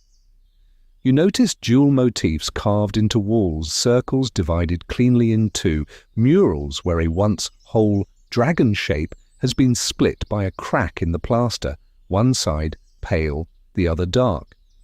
Small environmental details whisper that there was a time before Reshiram and Zekrom when they were not rivals, but facets of one being that could hold contradiction without tearing itself apart. Scattered throughout Unova, the flavor text of relic crowns and ancient bracelets mentions kings and their beloved dragon, twin heroes, and a power that answered both hearts at once. These are puzzle pieces left in item descriptions, in a line from an old woman in a town, in a book on a dusty shelf, never assembled for you on screen. Tonight we're drifting into a world where the game trusts you to listen, to place these fragments together in your own gentle way. What lingers most in these places is silence. No orchestral theme swells to tell you that this is important. Instead, the ruins remember the emotions that never made it into official legend, the love of a parent king for two very different children, the jealousy that grew between them, the hope that one dragon could hold their disagreement, and the quiet regret when that hope proved too fragile. All of it is encoded now in stone and sand, in collapsed ceilings and half-faded tiles. As you explore, your journey becomes almost meditative, a slow walk through memory. You are not just collecting badges, you are listening, letting the world's oldest rooms tell you what they can, and accepting that some truths will always remain just out of reach, like a name you almost remember in your sleep. And somewhere else in Unova, another listener is walking these same paths, someone who hears more than you do when the wind moves through Dragon Spiral's broken windows, who reads a different meaning in every shattered statue and every split mural. Very soon, his interpretation of this legend will rise from the ruins, and the quiet myths you've been piecing together will be used to reshape Unova once more. A new listener, N and the Awakening of Old Myths. In the glow of modern Unova, the story feels different on the surface. Streets shimmer with neon, screens flicker in high windows, and most people pass the old towers and ruins the way you might pass a museum at night, aware that there is history inside, but content to let it sleep behind glass. Close your eyes and let your mind wander just for a moment through this newer world. Trains whisper along their tracks, Castilia's harbour reflects a net of artificial stars, and somewhere far above, the true stars watch in quiet patience. To this day, the myths of the original dragon are printed in textbooks and displayed on plaques, reduced to tidy summaries of truth and ideals of Reshiram and Zekrom, safely framed as distant legend. But not everyone hears them as decoration. From the start, N is different. As a child, he is not raised in crowded apartments or busy plazas, but in the company of Pokémon, in places where nature still has room to breathe. Wild Pokémon gather around him without fear. Their thoughts, their worries, their small joys reach him as clearly as spoken words, and this gentle chorus shapes his understanding of the world long before he learns Unova's official history. When N walks through a forest path or pauses beside a forgotten shrine stone, the air is not empty. It is layered with feelings left behind by those who once stood there, the awe of ancient trainers, the hesitation of Pokémon who wondered whether humans could be trusted, the lingering echo of a dragon that tried to hold everything in balance and broke instead. This isn't the journey of a champion, but of a dreamer wandering through quiet corners where the modern city lights cannot quite reach. His travels take him along the edges of ruins, into places like the Relic Castle, where sand has swallowed stairways and time has worn away the names of kings. In those dim corridors, the story of the twin heroes does not feel like a neat moral lesson. It feels like a question. Can humans and Pokémon truly want the same world? Or will their ideals always pull them apart, the way they once pulled the original dragon into Reshiram and Zekrom, leaving Curem as a hollow reminder of what was lost? From these questions, N's own ideal begins to crystallize. He dreams of liberating Pokémon from humans, not out of cruelty, but from a fragile hope that, if separated, they might finally be safe. His heart leans toward the ancient hero of ideals, the one who looked at the world and imagined something kinder, even if the path there was unclear. Tonight we're drifting into the realization that this longing is not new at all. but an echo. Somewhere deep within Dragon Spiral Tower and the spaces between its broken stones, a dormant presence stirs. Whether it is Reshiram's white flame of truth or Zekrom's dark thunder of ideals, the essence of the original dragon responds to N's sincerity. It senses in him the same earnestness that once lived in the twin heroes, even if his understanding is incomplete, even if his dream is only half of a larger whole. When N speaks to you in Nimbasa in Chargestone Cave, on the Ferris wheel under the city's spinning lights, his words about truth and ideals are not just philosophical musings. They are part of an older conversation that began in ancient times, when the first hero asked the dragon to help shape a better world. Each time N questions whether humans deserve Pokémon, each time he wonders which vision is right, the unseen legend listens. Yet in the shadows of this gentle awakening, other ears are listening too. Ghetsis and the organization that calls itself Team Plasma do not hear a myth asking for understanding. They hear an opportunity. As N's path rises toward Dragon Spiral Tower, toward the moment when legend will answer his call, darker intentions move quietly beside him, ready to take the original dragon's story and turn it from a lesson into a tool. Team Plasma's gospel, using the dragon's legend as a weapon. So close your eyes and let your mind wander, because now we drift from the quiet of ruins into the careful theatre of a modern creed. Team Plasma does not arrive as conquerors. They appear in the streets of Unova as solemn figures in ornate, almost knightly armor, their capes and helmets catching the city lights, their voices raised not in threats, but in speeches about kindness. They speak of Pokémon liberation with a kind of practiced urgency, as if the whole world has been asleep to a hidden cruelty. In plazas and at piers, in the soft echo of museum halls, they tell you that Pokeballs are chains, that companionship is a gentle illusion, that true compassion means separation. This isn't the journey of a champion, but of a dreamer being invited into a story that sounds righteous, ancient, and necessary. At the center of that story, Ghetsis places the myth you have been hearing in fragments, the twin heroes and the original dragon. He does not present it as a distant legend, he presents it as a mirror. In ancient times, he says, the world stood at a crossroads and the great dragon reflected the hearts of two brothers who could not agree. To this day, he insists, humanity remains divided between those who cling to comfort and those who dare to choose a purer path. Ghetsis seizes on the split between truth and ideals and turns it into a demand. Just as the dragon once became Reshiram and Zekrom, he claims, Unova must now divide itself again. There can be no quiet middle ground, only the cold clarity of a single choice. In his telling, the dragon did not break from sorrow, it shattered to show the weakness of compromise. Into this retelling, he carefully places N-Team Plasma frames N as a modern hero of ideals, a gentle soul destined to awaken the sleeping dragon and reshape the world. In their rallies, you hear it whispered that N will call forth Reshiram, or Zekrom, and that when the dragon stirs, nature itself will realign. It sounds inspiring, like the myth has stepped out of time into the present. Yet there is something quietly ominous in the way every sentence bends toward Ghetsis' control. Because N believes he truly wants a kinder world for Pokémon, free from harm and fear, and when he stands in museums beside stone tablets or gazes up at Dragon Spiral Tower, he is listening for wisdom.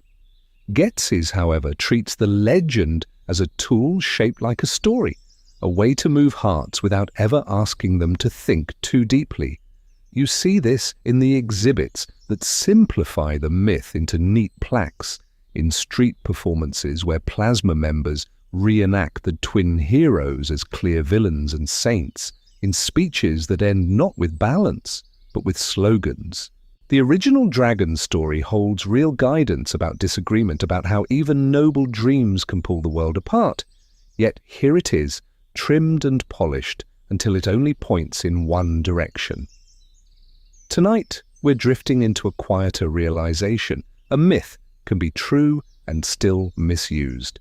You, as the silent listener moving through Unova, hear one version from plasma, another from professors, another whispered by ruins and towers that remember more than people do. Slowly, you begin to sense that the dragon's truth is larger than any single sermon. And as N's steps carry him closer to Dragon Spiral Tower, to the chamber where light or lightning will answer his call, the question lingers in the still air. When the dragon finally awakens, whose story will it choose to complete? The dragons return, Reshiram, Zekrom, and a new hero's choice. Close your eyes and let your mind wander as N's footsteps finally fade into the hush of Dragon Spiral Tower.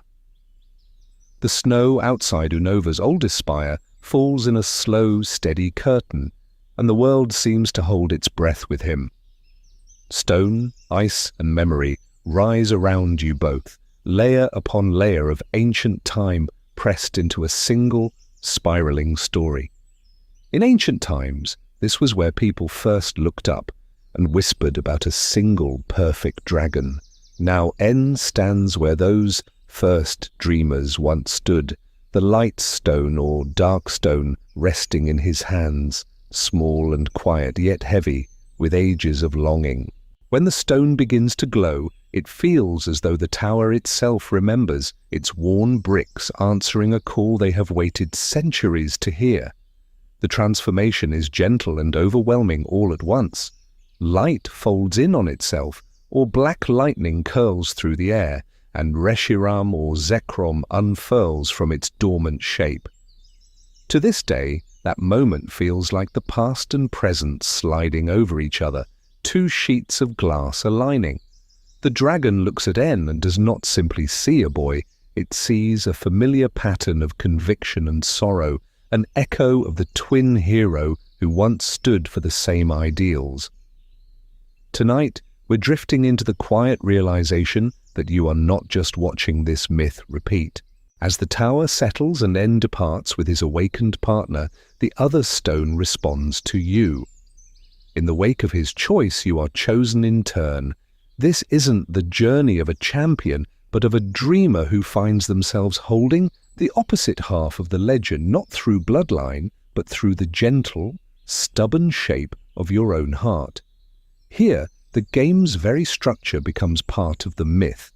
In one world, you walk beside Reshiram, seeking truth against N's blazing ideals. In another, you stand with Zekrom, carrying a fierce ideal against his searching truth. Version exclusivity stops being a simple mechanic and becomes a branching tale in time and space, as if the original dragon story leans one way or the other depending on which wing you shelter beneath. When N's castle rises around the League and your paths finally cross again, what unfolds is more than a contest of strength. Each move, each quiet exchange becomes a dialogue about how humans and Pokémon should share the world, separated for safety, as N believes, or intertwined in imperfect companionship, as you quietly demonstrate simply by standing there with your partner at your side. And somewhere behind the roar of flame or thunder, the dragons are listening. They watch two humans disagree without becoming enemies, watch you question yourself even as you move forward, and they learn that conviction does not have to harden into cruelty. The old question of the twin heroes returns. Can truth and ideals live together without tearing their vessel apart, not to punish, but to reset how power is used? As N steps away into the falling light of his own uncertainty, the story does not close. A colder presence waits in the dark, a hollow shape in the snow called Kurem, and the possibility that the dragon's wholeness, its true name, has not been lost, only sleeping, lingers just beyond the edge of the tale you think you know. toward the frozen core, black 2, white 2, and the dream of reunification. A few quiet years pass after N walks away into that fading light, and Unova exhales, but not all the way. Gyms reopen. Roots fill with children and their first partners again, yet in the corners of this world, the story of the dragon still hangs in the air like a question left half-answered. Close your eyes and let your mind wander to this gentler Unova, changed but not settled. Some people remember N's words about truth and ideals as if they were an ancient sermon. Others remember only the sight of a legendary dragon above the city and the way power bent space around it. To this day, cafes and subways carry quiet rumors. If a legend can be called down once, could it happen again? Tonight, we're drifting into those later days when Team Plasma returns, but not as you first knew it. The white-robed sages and their talk of liberation have thinned into something sharper, colder. The group has fractured, like the dragon itself. One half follows N's gentler dream from the shadows. The other half, under Ghetsis, lets the soft language fall away and reaches, openly now, for control. In this second story, Ghetsis looks north, to a place where snow swallows sound and time seems to slow. There, in the Giant Chasm, sleeps Kurem, the hollow shape you heard whispered about before. Its Pokédex entries call it an empty shell, the remains of something that lost part of its body, and where many see tragedy, Ghetsis sees only opportunity. A vessel, a frame waiting to be filled. This isn't the journey of a champion, but of a dreamer caught inside someone else's plan. You arrive in this Unova years later, stepping into a myth already in motion, as Ghetsis reaches for the DNA Splicers, tools meant to bind what was torn apart. His aim is simple in words and terrible in meaning, to force Reshiram or Zekrom into Kurem's waiting hollow to stitch them together and command the result. When Kurem fuses with either dragon, becoming black Kyrem or white Kyrem, it is not the graceful return of the original dragon. It is jagged, incomplete, a sudden surge of power without the calm center that once held truth and ideals in balance. The world seems to bend around this new form, but there is no wisdom guiding it, only Ghetsis' will. Here, Unova is trying to rebuild wholeness through strength alone, skipping the hard work of reconciliation. No twin heroes sit down to speak, no old wounds are healed. A shortcut is taken, and the result is a legend forced back together like cracked stone, the seams still visible. You stand once again between dragons, but now with a deeper awareness of what their story costs. As you face this distorted fusion, there is a fleeting sense, almost like a dream, that somewhere inside the strain of black Kurem or white Kurem, a quieter wish lingers. The original dragon's old desire simply to be whole, not scattered across towers, stones and chasms. And as the ice begins to thaw and the legends fall silent for a while, the tale narrows toward its heart, inviting you to wonder what this long, fragmented story means, not only for Unova, but for anyone who has ever felt divided within themselves, waiting patiently to become one piece again. Gathering the threads from a single dragon to a fractured legend. So now, as the ice settles and the echoes of the last legend grow quiet, the story gently widens again. You've followed chasms of frozen light and towers of crumbling stone, and beneath all of it there has always been the same simple ache, the original dragon's old desire to be whole. Close your eyes and let your mind wander, just for a moment, back to where this thread first began. Not in a castle under siege, not in a laboratory with gleaming machines, but in an untouched Unova, when there was only one impossible dragon gliding over forests and rivers that had never known a human road. In ancient times, long before Pokeballs and leagues, people looked up and saw a single shape cutting through the clouds, a guardian that carried harmony between sky and earth as easily as breath. From there, the quiet line of the myth led us to the twin heroes, standing side by side beneath that same sky. The dragon listened as they spoke of how the world should be, one drawn toward ideals, the other toward truth. For a while there was balance. The three of them moved as one, their dreams braided together, guiding a young region into something gentler and more ordered. Yet, over time, those dreams pulled in different directions, and the first small ripples appeared in the bond they shared. This isn't the journey of a champion, but of a dreamer. We have not been tracing tournaments or victories, but a quiet pattern of longing and promise. Each turn in the story has been less about who was stronger and more about the weight of choices, a dragon that chose to split rather than see its partners fall apart, heroes who chose their beliefs over their comfort, and later a boy named N who chose to listen to Pokémon even when the world called him strange. The myth has unfolded like a meditation, not a history lesson. Tonight, we're drifting into the closing stretch of that meditation. From here, we'll begin to gather the scattered fragments you've seen. Stones in Dragon Spiral Tower, sand-buried halls in the Relic Castle, the quiet sorrow around Curem's empty shell, into one continuous, gentle timeline. We will follow the original dragon from its first flight over ancient forests, through its division into Reshiram and Zekrom, to the hollow remnant that waited in the Giant Chasm, and then onward into modern Unova. Soon we'll bridge the distance between legend and the world you know from the games. To this day, every encounter with Reshiram's clear flame, Zekrom's crackling storm, or Curem's silent frost is really a small meeting with what remains of that first, impossible being.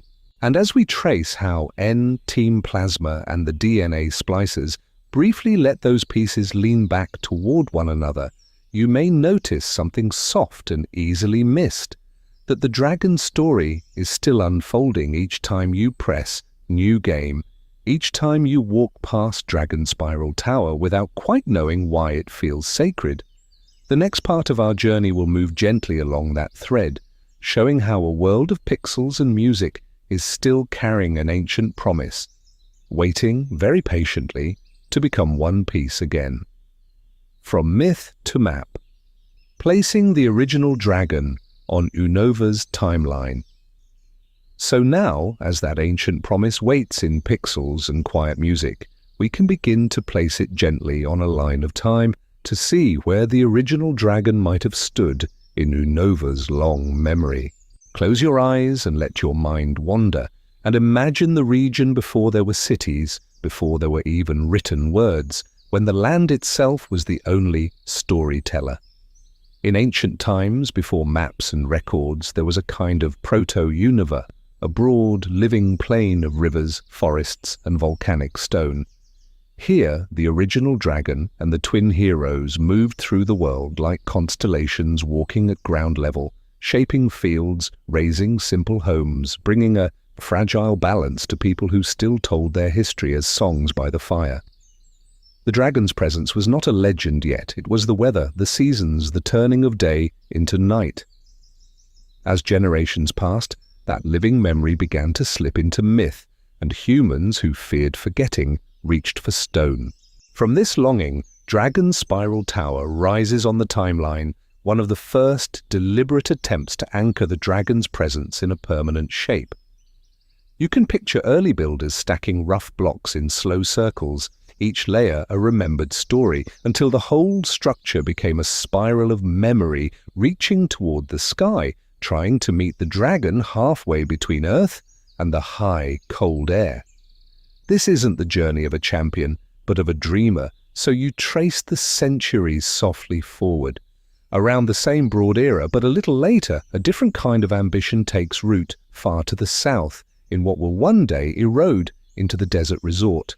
There, the civilization beneath the relic castle grows in the dragon's shadow, confident and ornate, filling halls with carvings of twin figures and a single, radiant Pokémon that no one has seen in full for a very long time.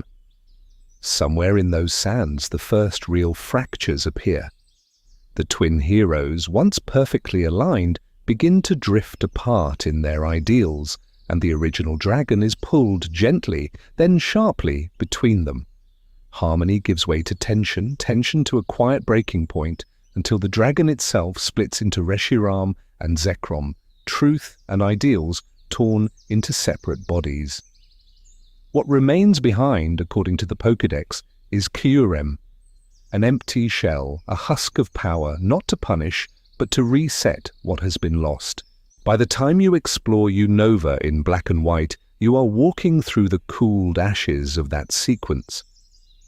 Dragon Spiral Tower, where Reshiram or Zekrom stirs again, stands as a stone memory of unity. The relic castle, half swallowed by sand, feels like the echo of the twins' first argument, preserved in collapsed corridors and buried chambers. To this day, when you guide your character through those crumbling halls, you are quietly retracing the dragon's choices, stepping through the spaces where harmony, division, and emptiness left their marks. And the stones themselves are not just scenery, they are patient witnesses, still holding words they have never quite had the chance to say aloud. Tonight, we're drifting into those whispers next, listening more closely to what the towers and ruins of Unova remember about the dragon that no longer exists, and what it might be waiting, very quietly, to become again. Dragon Spiral Tower, a spiral of memory, reaching toward the sky. If the stones remember, then Dragon Spiral Tower is one long, slow memory reaching upward into the sky. Close your eyes and let your mind wander, and you can almost feel its presence in the quiet. An ancient pillar beside a still, dark lake, its reflection shivering gently whenever the wind moves across the water. In ancient times, long before modern Unova, this tower was already old. Its bricks are uneven and weathered, stained by rain and time, each one a small record of years that no one wrote down. Moss gathers in the cracks, ivy curls along the outer walls. At night, when the world grows softer, the only sounds are the low sigh of the breeze through broken windows and the distant lap of water against stone. You step inside, and the air changes. It is cooler, heavier, as though the tower is holding its breath around you. Your footsteps echo in a gentle rhythm, heel and toe, against worn stairs, a simple sound that feels almost ceremonial. The path doesn't rise straight upward. It turns and turns again, a spiral of stone that carries you higher while you keep circling the same center you can no longer see.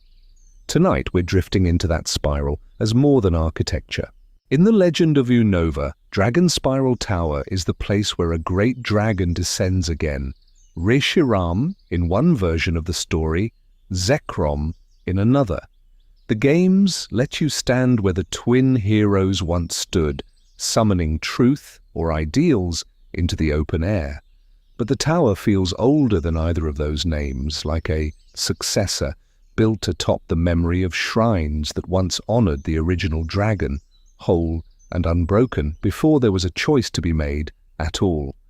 The spiral shape itself becomes a quiet metaphor. You are not racing upward. You are returning, over and over, to almost the same point, just a little higher each time. Memory works like that. A region's myths work like that too. Unova keeps telling the story of its dragon, first as a single guardian, then as twins in conflict, then as fragments, trying to remember how to be one again. Each retelling circles the same core from a new height, searching for balance. When you finally reach the top, the wind is stronger, yet the moment is strangely calm. You stand on old stone, facing Reshiram or Zekrom as they emerge in a glow of light, and the scene is framed without fanfare. This isn't the journey of a champion, but of a dreamer, quietly stepping into an old role that has been waiting for someone to wear it again. The bond between you and the dragon feels like an echo of the twin heroes' bond with the original dragon, carried forward across ages by the same staircase. In this way, Dragon Spiral Tower becomes a bridge of time and space. Its foundations reach back toward the first kingdom that rose around the unified dragon. Its middle floors remember the twins, their shared hopes, and the moment those hopes pulled apart. Its upper levels have watched kingdoms fall, ruins crumble, and a new Unova grow in their place, until at last a modern protagonist arrives, climbing the same route that countless feet have worn smooth. To this day, the tower stands between eras, a vertical thread stitching ancient myth to present choices. And if Dragon Spiral Tower is the dragon's memory reaching upward toward the sky, then somewhere else in the desert, half buried in sand, there must be a place where its forgotten regrets sink slowly downward. The relic castle waits there quietly, and in its depths, the parts of the story the tower cannot say aloud are still settling into the dust. Relic Castle and the Desert of Forgotten Promises. So now, in your mind, the tower falls away, and the sky narrows into a pale band at the horizon. Tonight, we're drifting into the quiet that waits beneath that band of light, where the wind moves more than any living thing, and the sand keeps its own slow time. Close your eyes and let your mind wander to the desert resort. The world here is softened into waves of gold, each dune a gentle curve, each grain of sand a tiny memory carried from somewhere else. Half-buried pillars lean at tired angles, their carvings worn down, until they are almost more feeling than language, as if the desert has been slowly erasing the details, but leaving the mood behind. The wind slips between them and over them, whispering, not in words, but in a low, unending tone that feels like someone still trying to explain a story long after the listeners have gone to sleep. In ancient times, this was not a forgotten edge of Unova, but likely a center. The relic castle, now sunk and fractured, would once have risen from the sand as a deliberate answer to Dragon Spiral Tower. Where the tower reached upward toward the sky and the original dragon's soaring unity, this castle may have spread outward, a palace for the human kingdom that revered that dragon and later, its two aspects. You can imagine scholars walking its halls, arguing softly over truth and ideals over Reshiram and Zekrom, while murals along the walls tried to keep the older myth of the single dragon alive. Now, when you descend into the ruins, you do not move through a proud, ordered space. You wander through a collapse. Chambers open into stairways that end abruptly in sand. Corridors curl back on themselves, like thoughts that almost connect and then fall apart.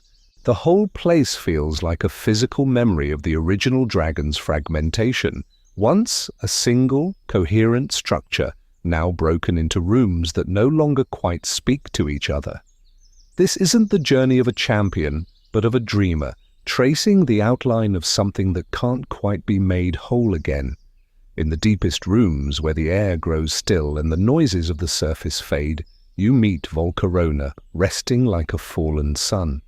To this day, it waits there as a guardian, its wings casting a gentle, living light on stone that has seen kingdoms rise and fall.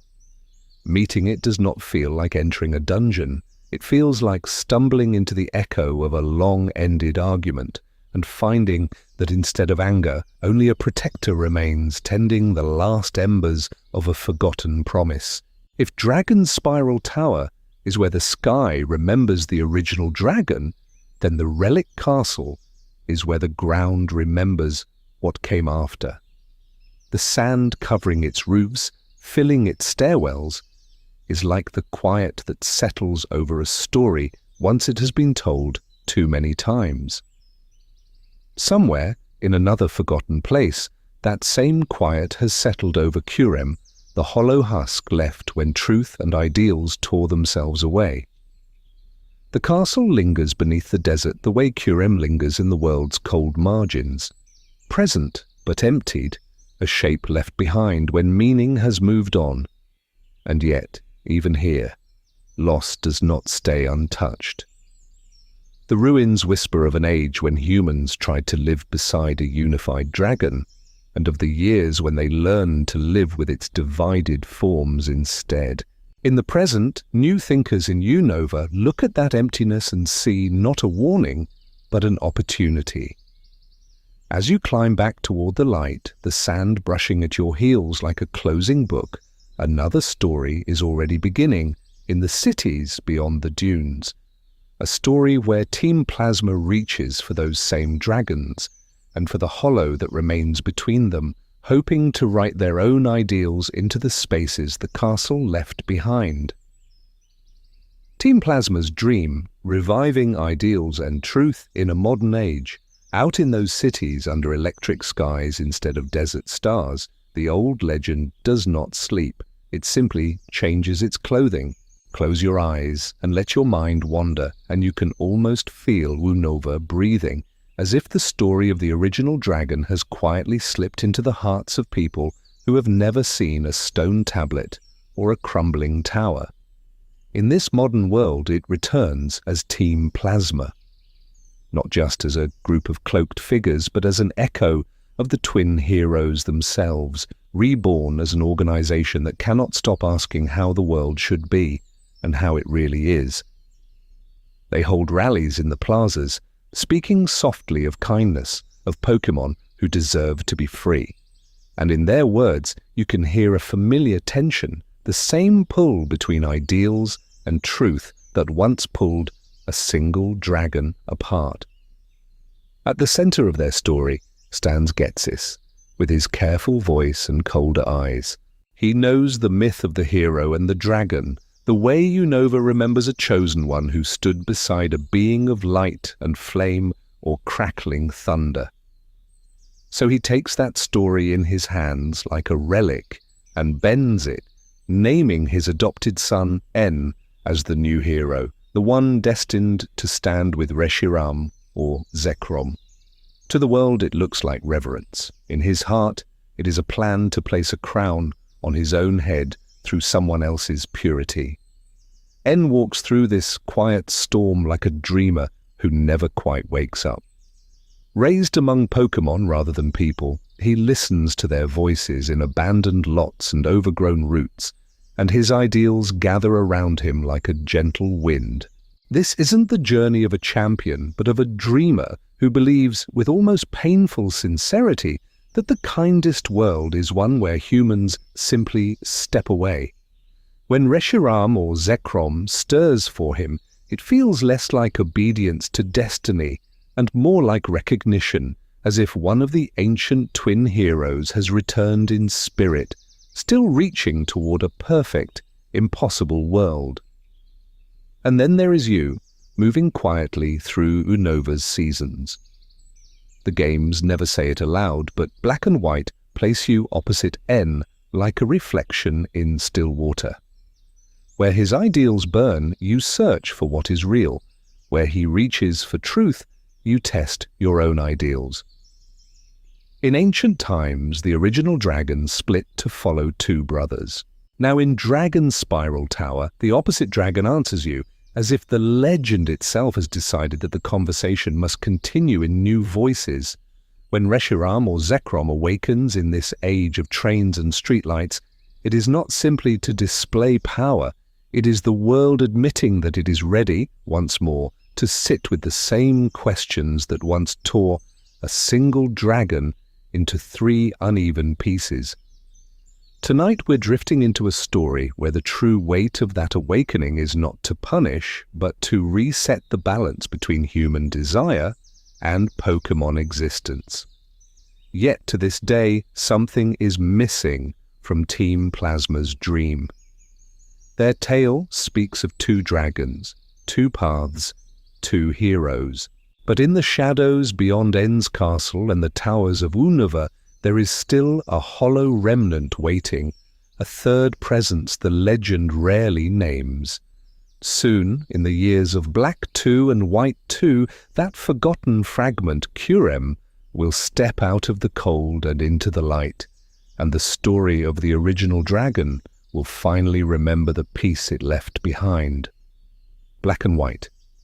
When the dragon's heart beats again, and so as that forgotten fragment waits in the dark, the world of Unova moves quietly into a new age, where the old myth returns not as a distant legend, but as something you can hold in your own hands. Close your eyes and let your mind wander, and you can almost feel the shift from ancient times to city lights and subway stations, where the original dragon story is about to begin again. In Black and White, you walk through a modern kingdom that does not call itself a kingdom anymore. It is just a region now, Unova, with trains and highways and a league built high above the clouds, yet the old pattern repeats itself with gentle certainty.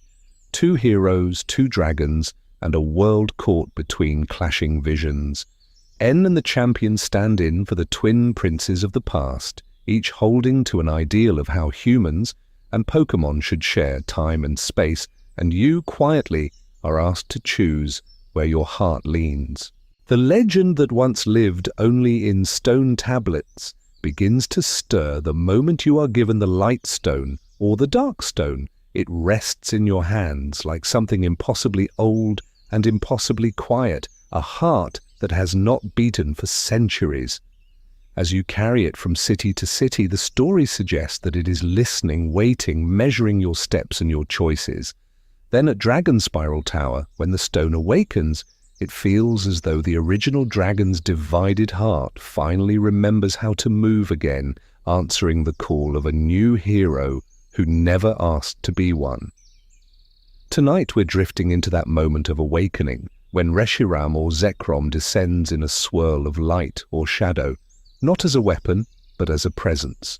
The world watches from below, yet the connection is only between you and the dragon, a quiet thread of trust.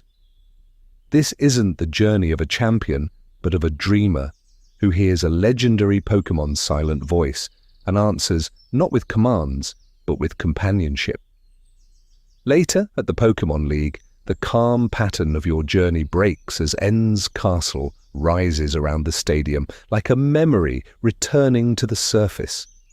The elegant spires and long halls feel like an echo of those lost chambers where the first heroes once stood with the original dragon, the league itself swallowed by a replay of ancient upheaval.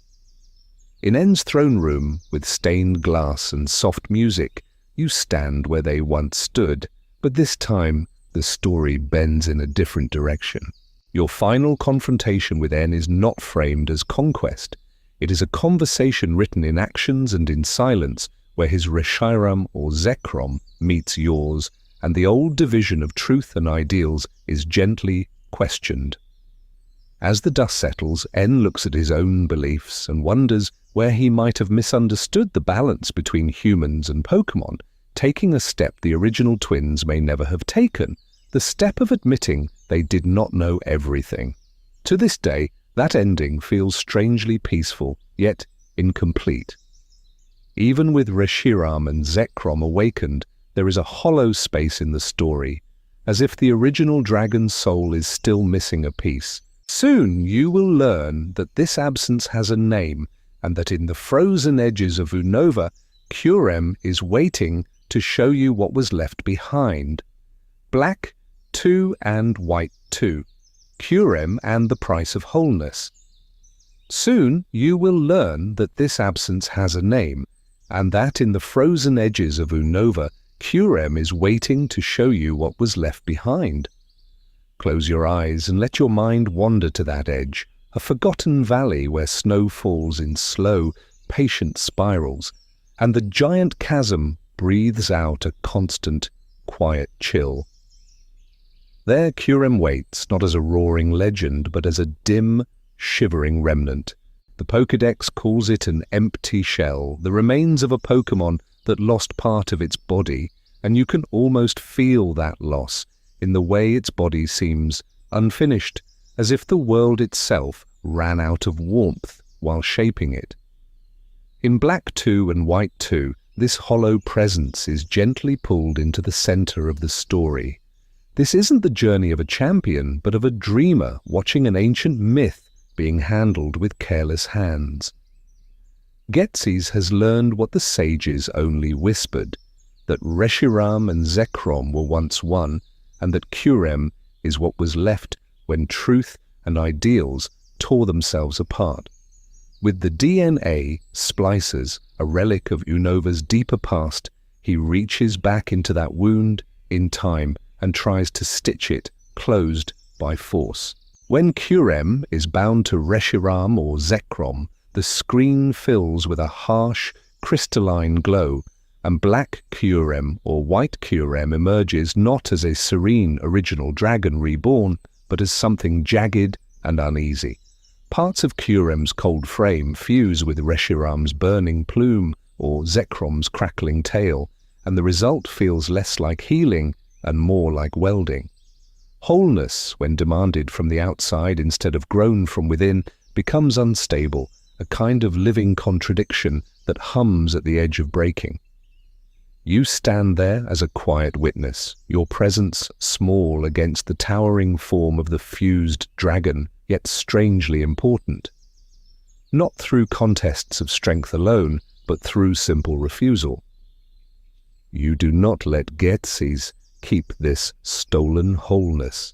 In that moment, you are protecting more than Unova's present. You are guarding the memory of the original dragon from being twisted into a weapon, a myth repurposed without understanding. To this day, Kurem's lonely cave and the way it trembles when unfused feel like a meditation on grief. Some fractures in history never fully close. Yet the games allow you to approach Kurem gently, to meet its gaze, to hold the DNA Splicers not as shackles, but as a reminder of what was lost. In ancient times, the dragons split for the sake of human disagreement. In your time, you are given the chance to treat that old scar with a little more kindness. Tonight, we're drifting into a softer question hidden beneath all the mechanics and forms. What does it truly mean to be whole for a dragon whose heart was divided, for a region built on compromise, or for a person learning to live with their own missing pieces? 3 dragons, 1 story, reconciling Reshiram, Zekrom, and Kurem. So, as you hold that question of wholeness in your mind, let's turn back to the 3 shapes that question took in Unova's sky. Close your eyes and let your mind wander, and picture them not as entries in a Pokédex, but as chapters of a single ancient story. Reshiram, with its white flame and turbine tail, is the moment an ideal catches fire, when someone says, "The world could be kinder than it is," and actually believes it. Zekrom, wrapped in storm clouds and electric glow, is truth given thunder, the courage to say, "This is how things really are," even when that honesty shakes the ground.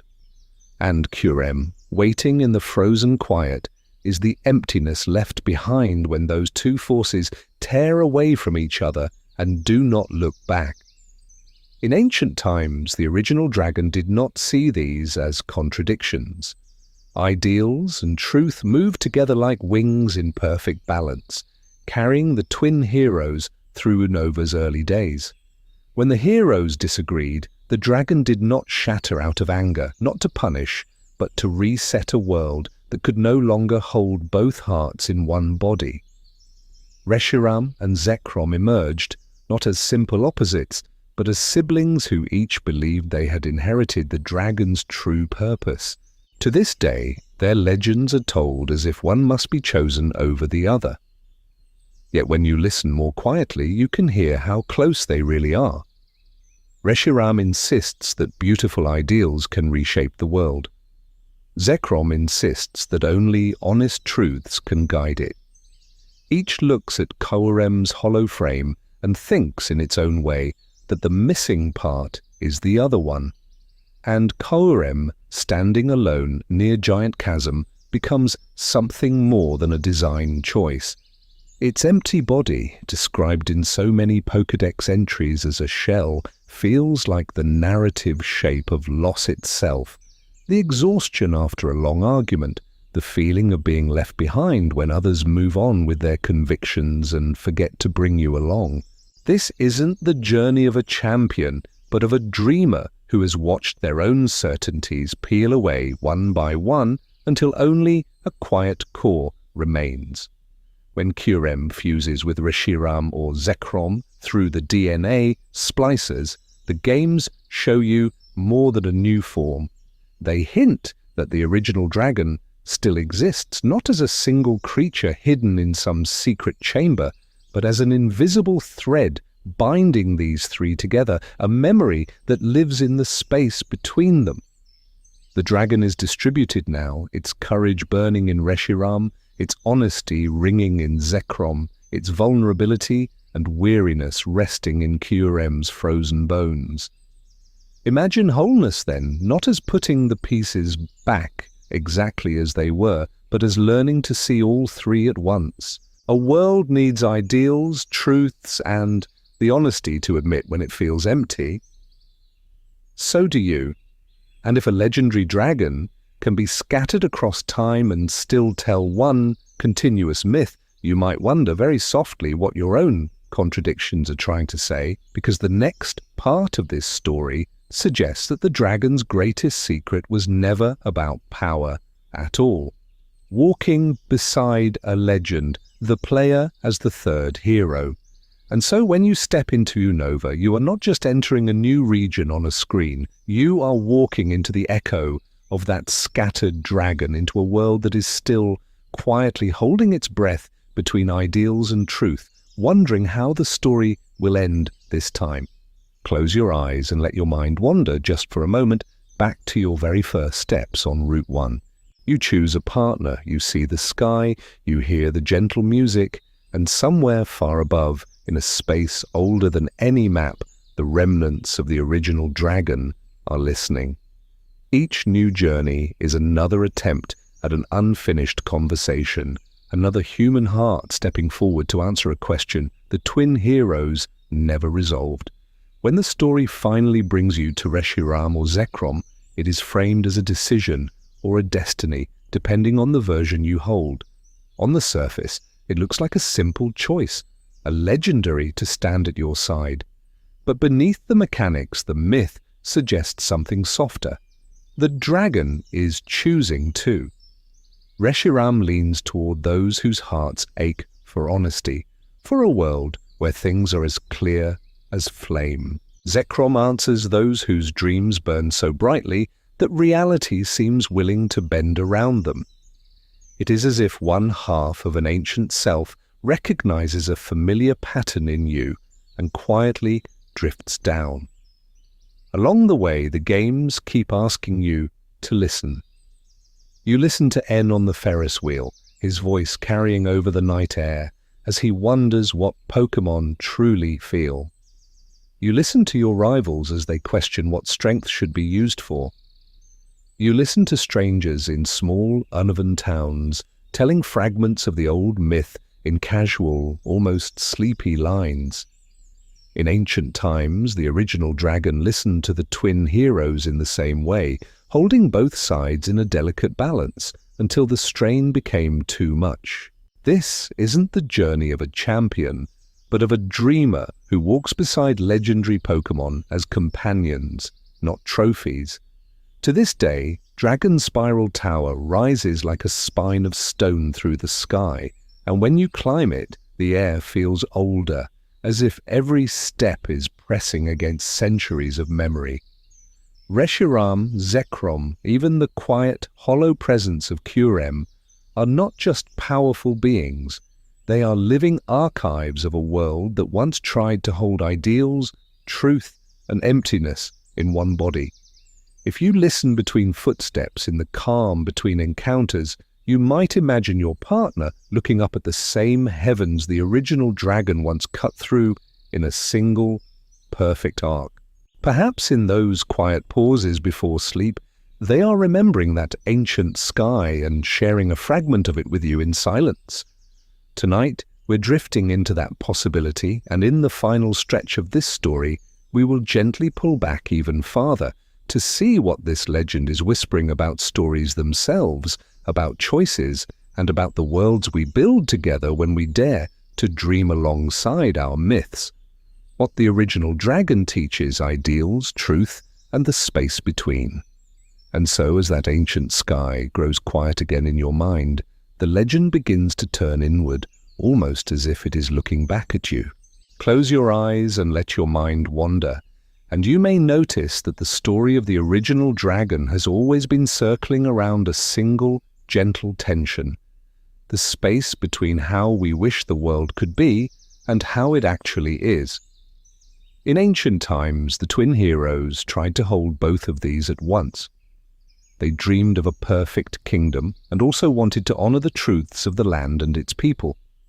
The dragon that answered them tried to be everything for everyone, to embody flawless ideals and unshakable truth at the same time, until it could no longer bear the strain and split apart.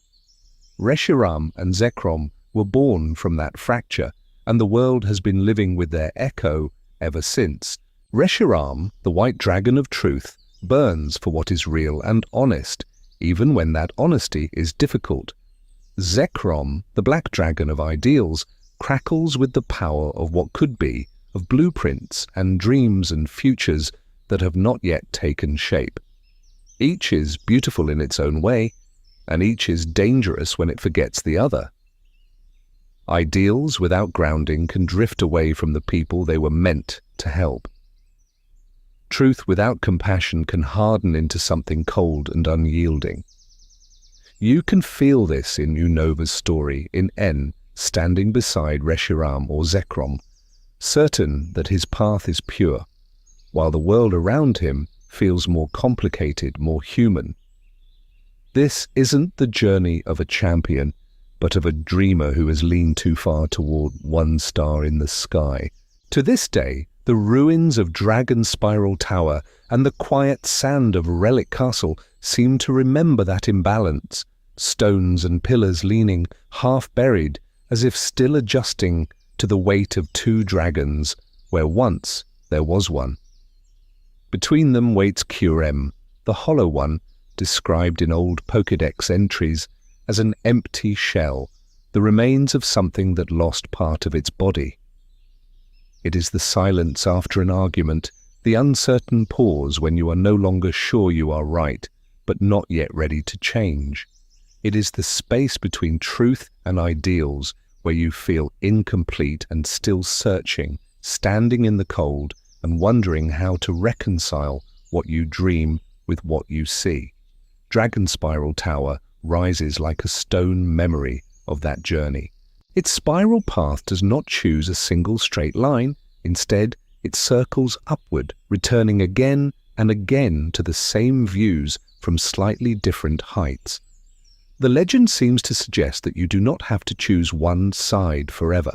You can move gently between them, revisiting old beliefs with new understanding, letting your inner Reshiram, Zekrom, and Kurem take turns guiding your steps.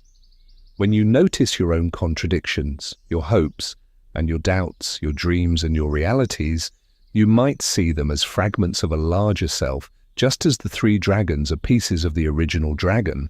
Tonight, we're drifting into a world where being divided does not mean being broken, only unfinished, still in motion.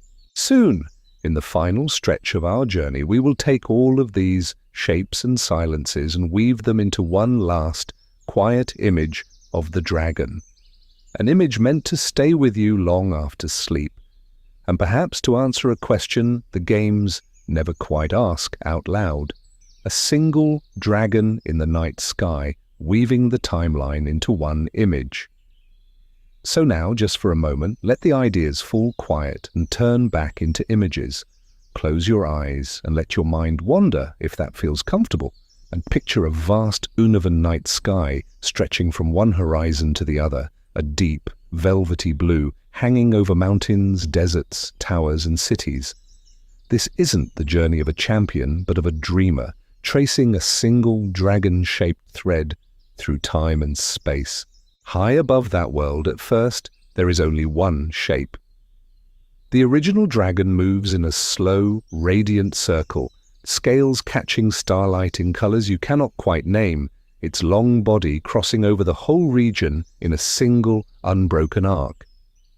In ancient times, people below look up from their campfires and quiet villages, and the twin heroes stand side by side, sharing one wish, one story, one guardian.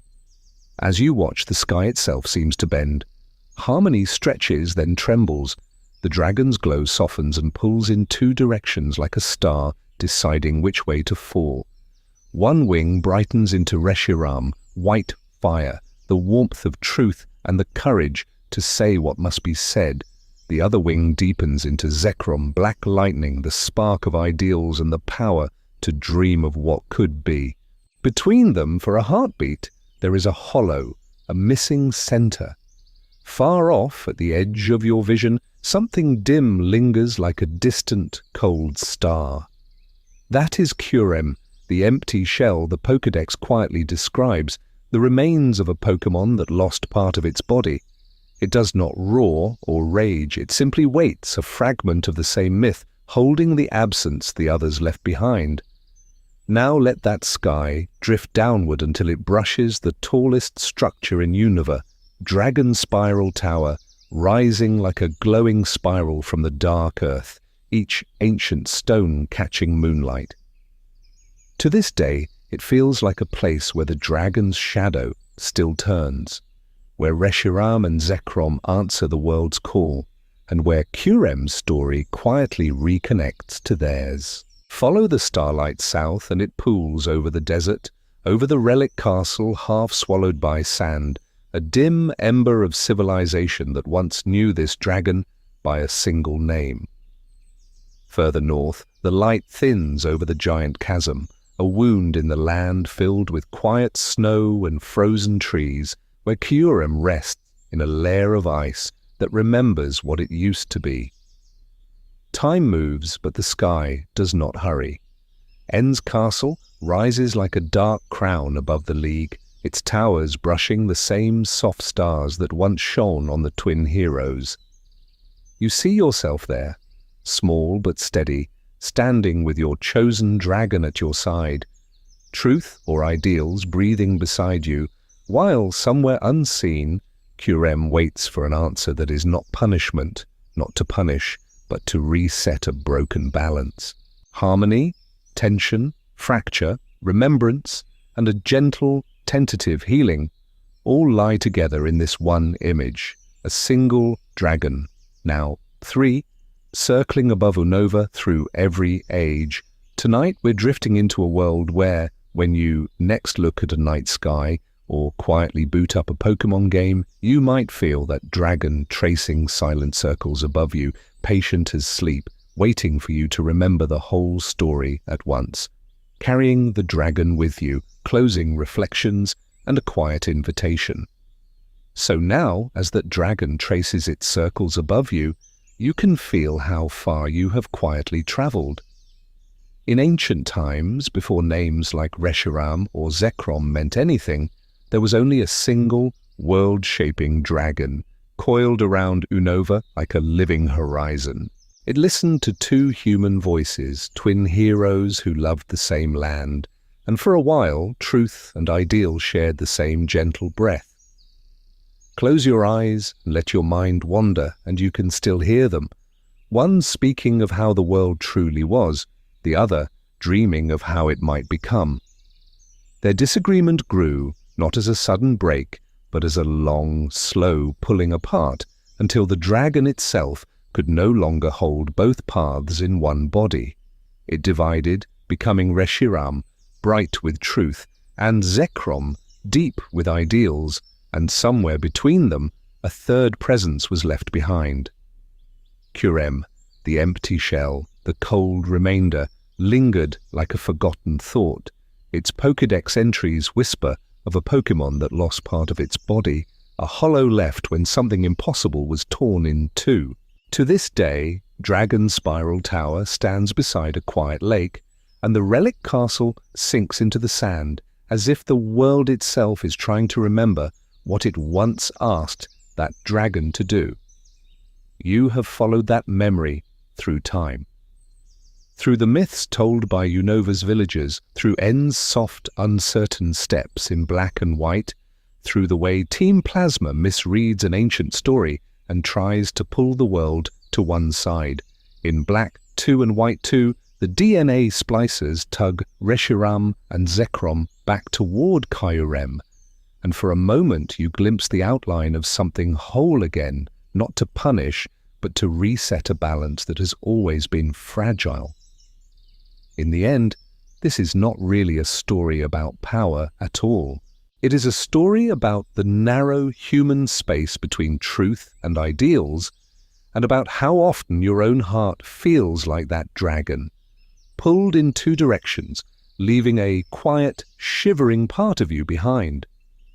When you think of the original dragon now, you might feel a little more patient with your own divided thoughts, your own unfinished dreams. If you choose, you can return to Unova in your own time. You can walk the spiraling stairs of Dragon Spiral Tower again, or stand in the dim light of the relic castle, listening for echoes in the sand. You might replay Black-White, Black 2 or White 2, and notice how different the world feels when you carry the whole timeline of the dragon in your mind, like a soft lantern you keep half hidden. And as you drift back toward your everyday life, you can bring this way of seeing with you.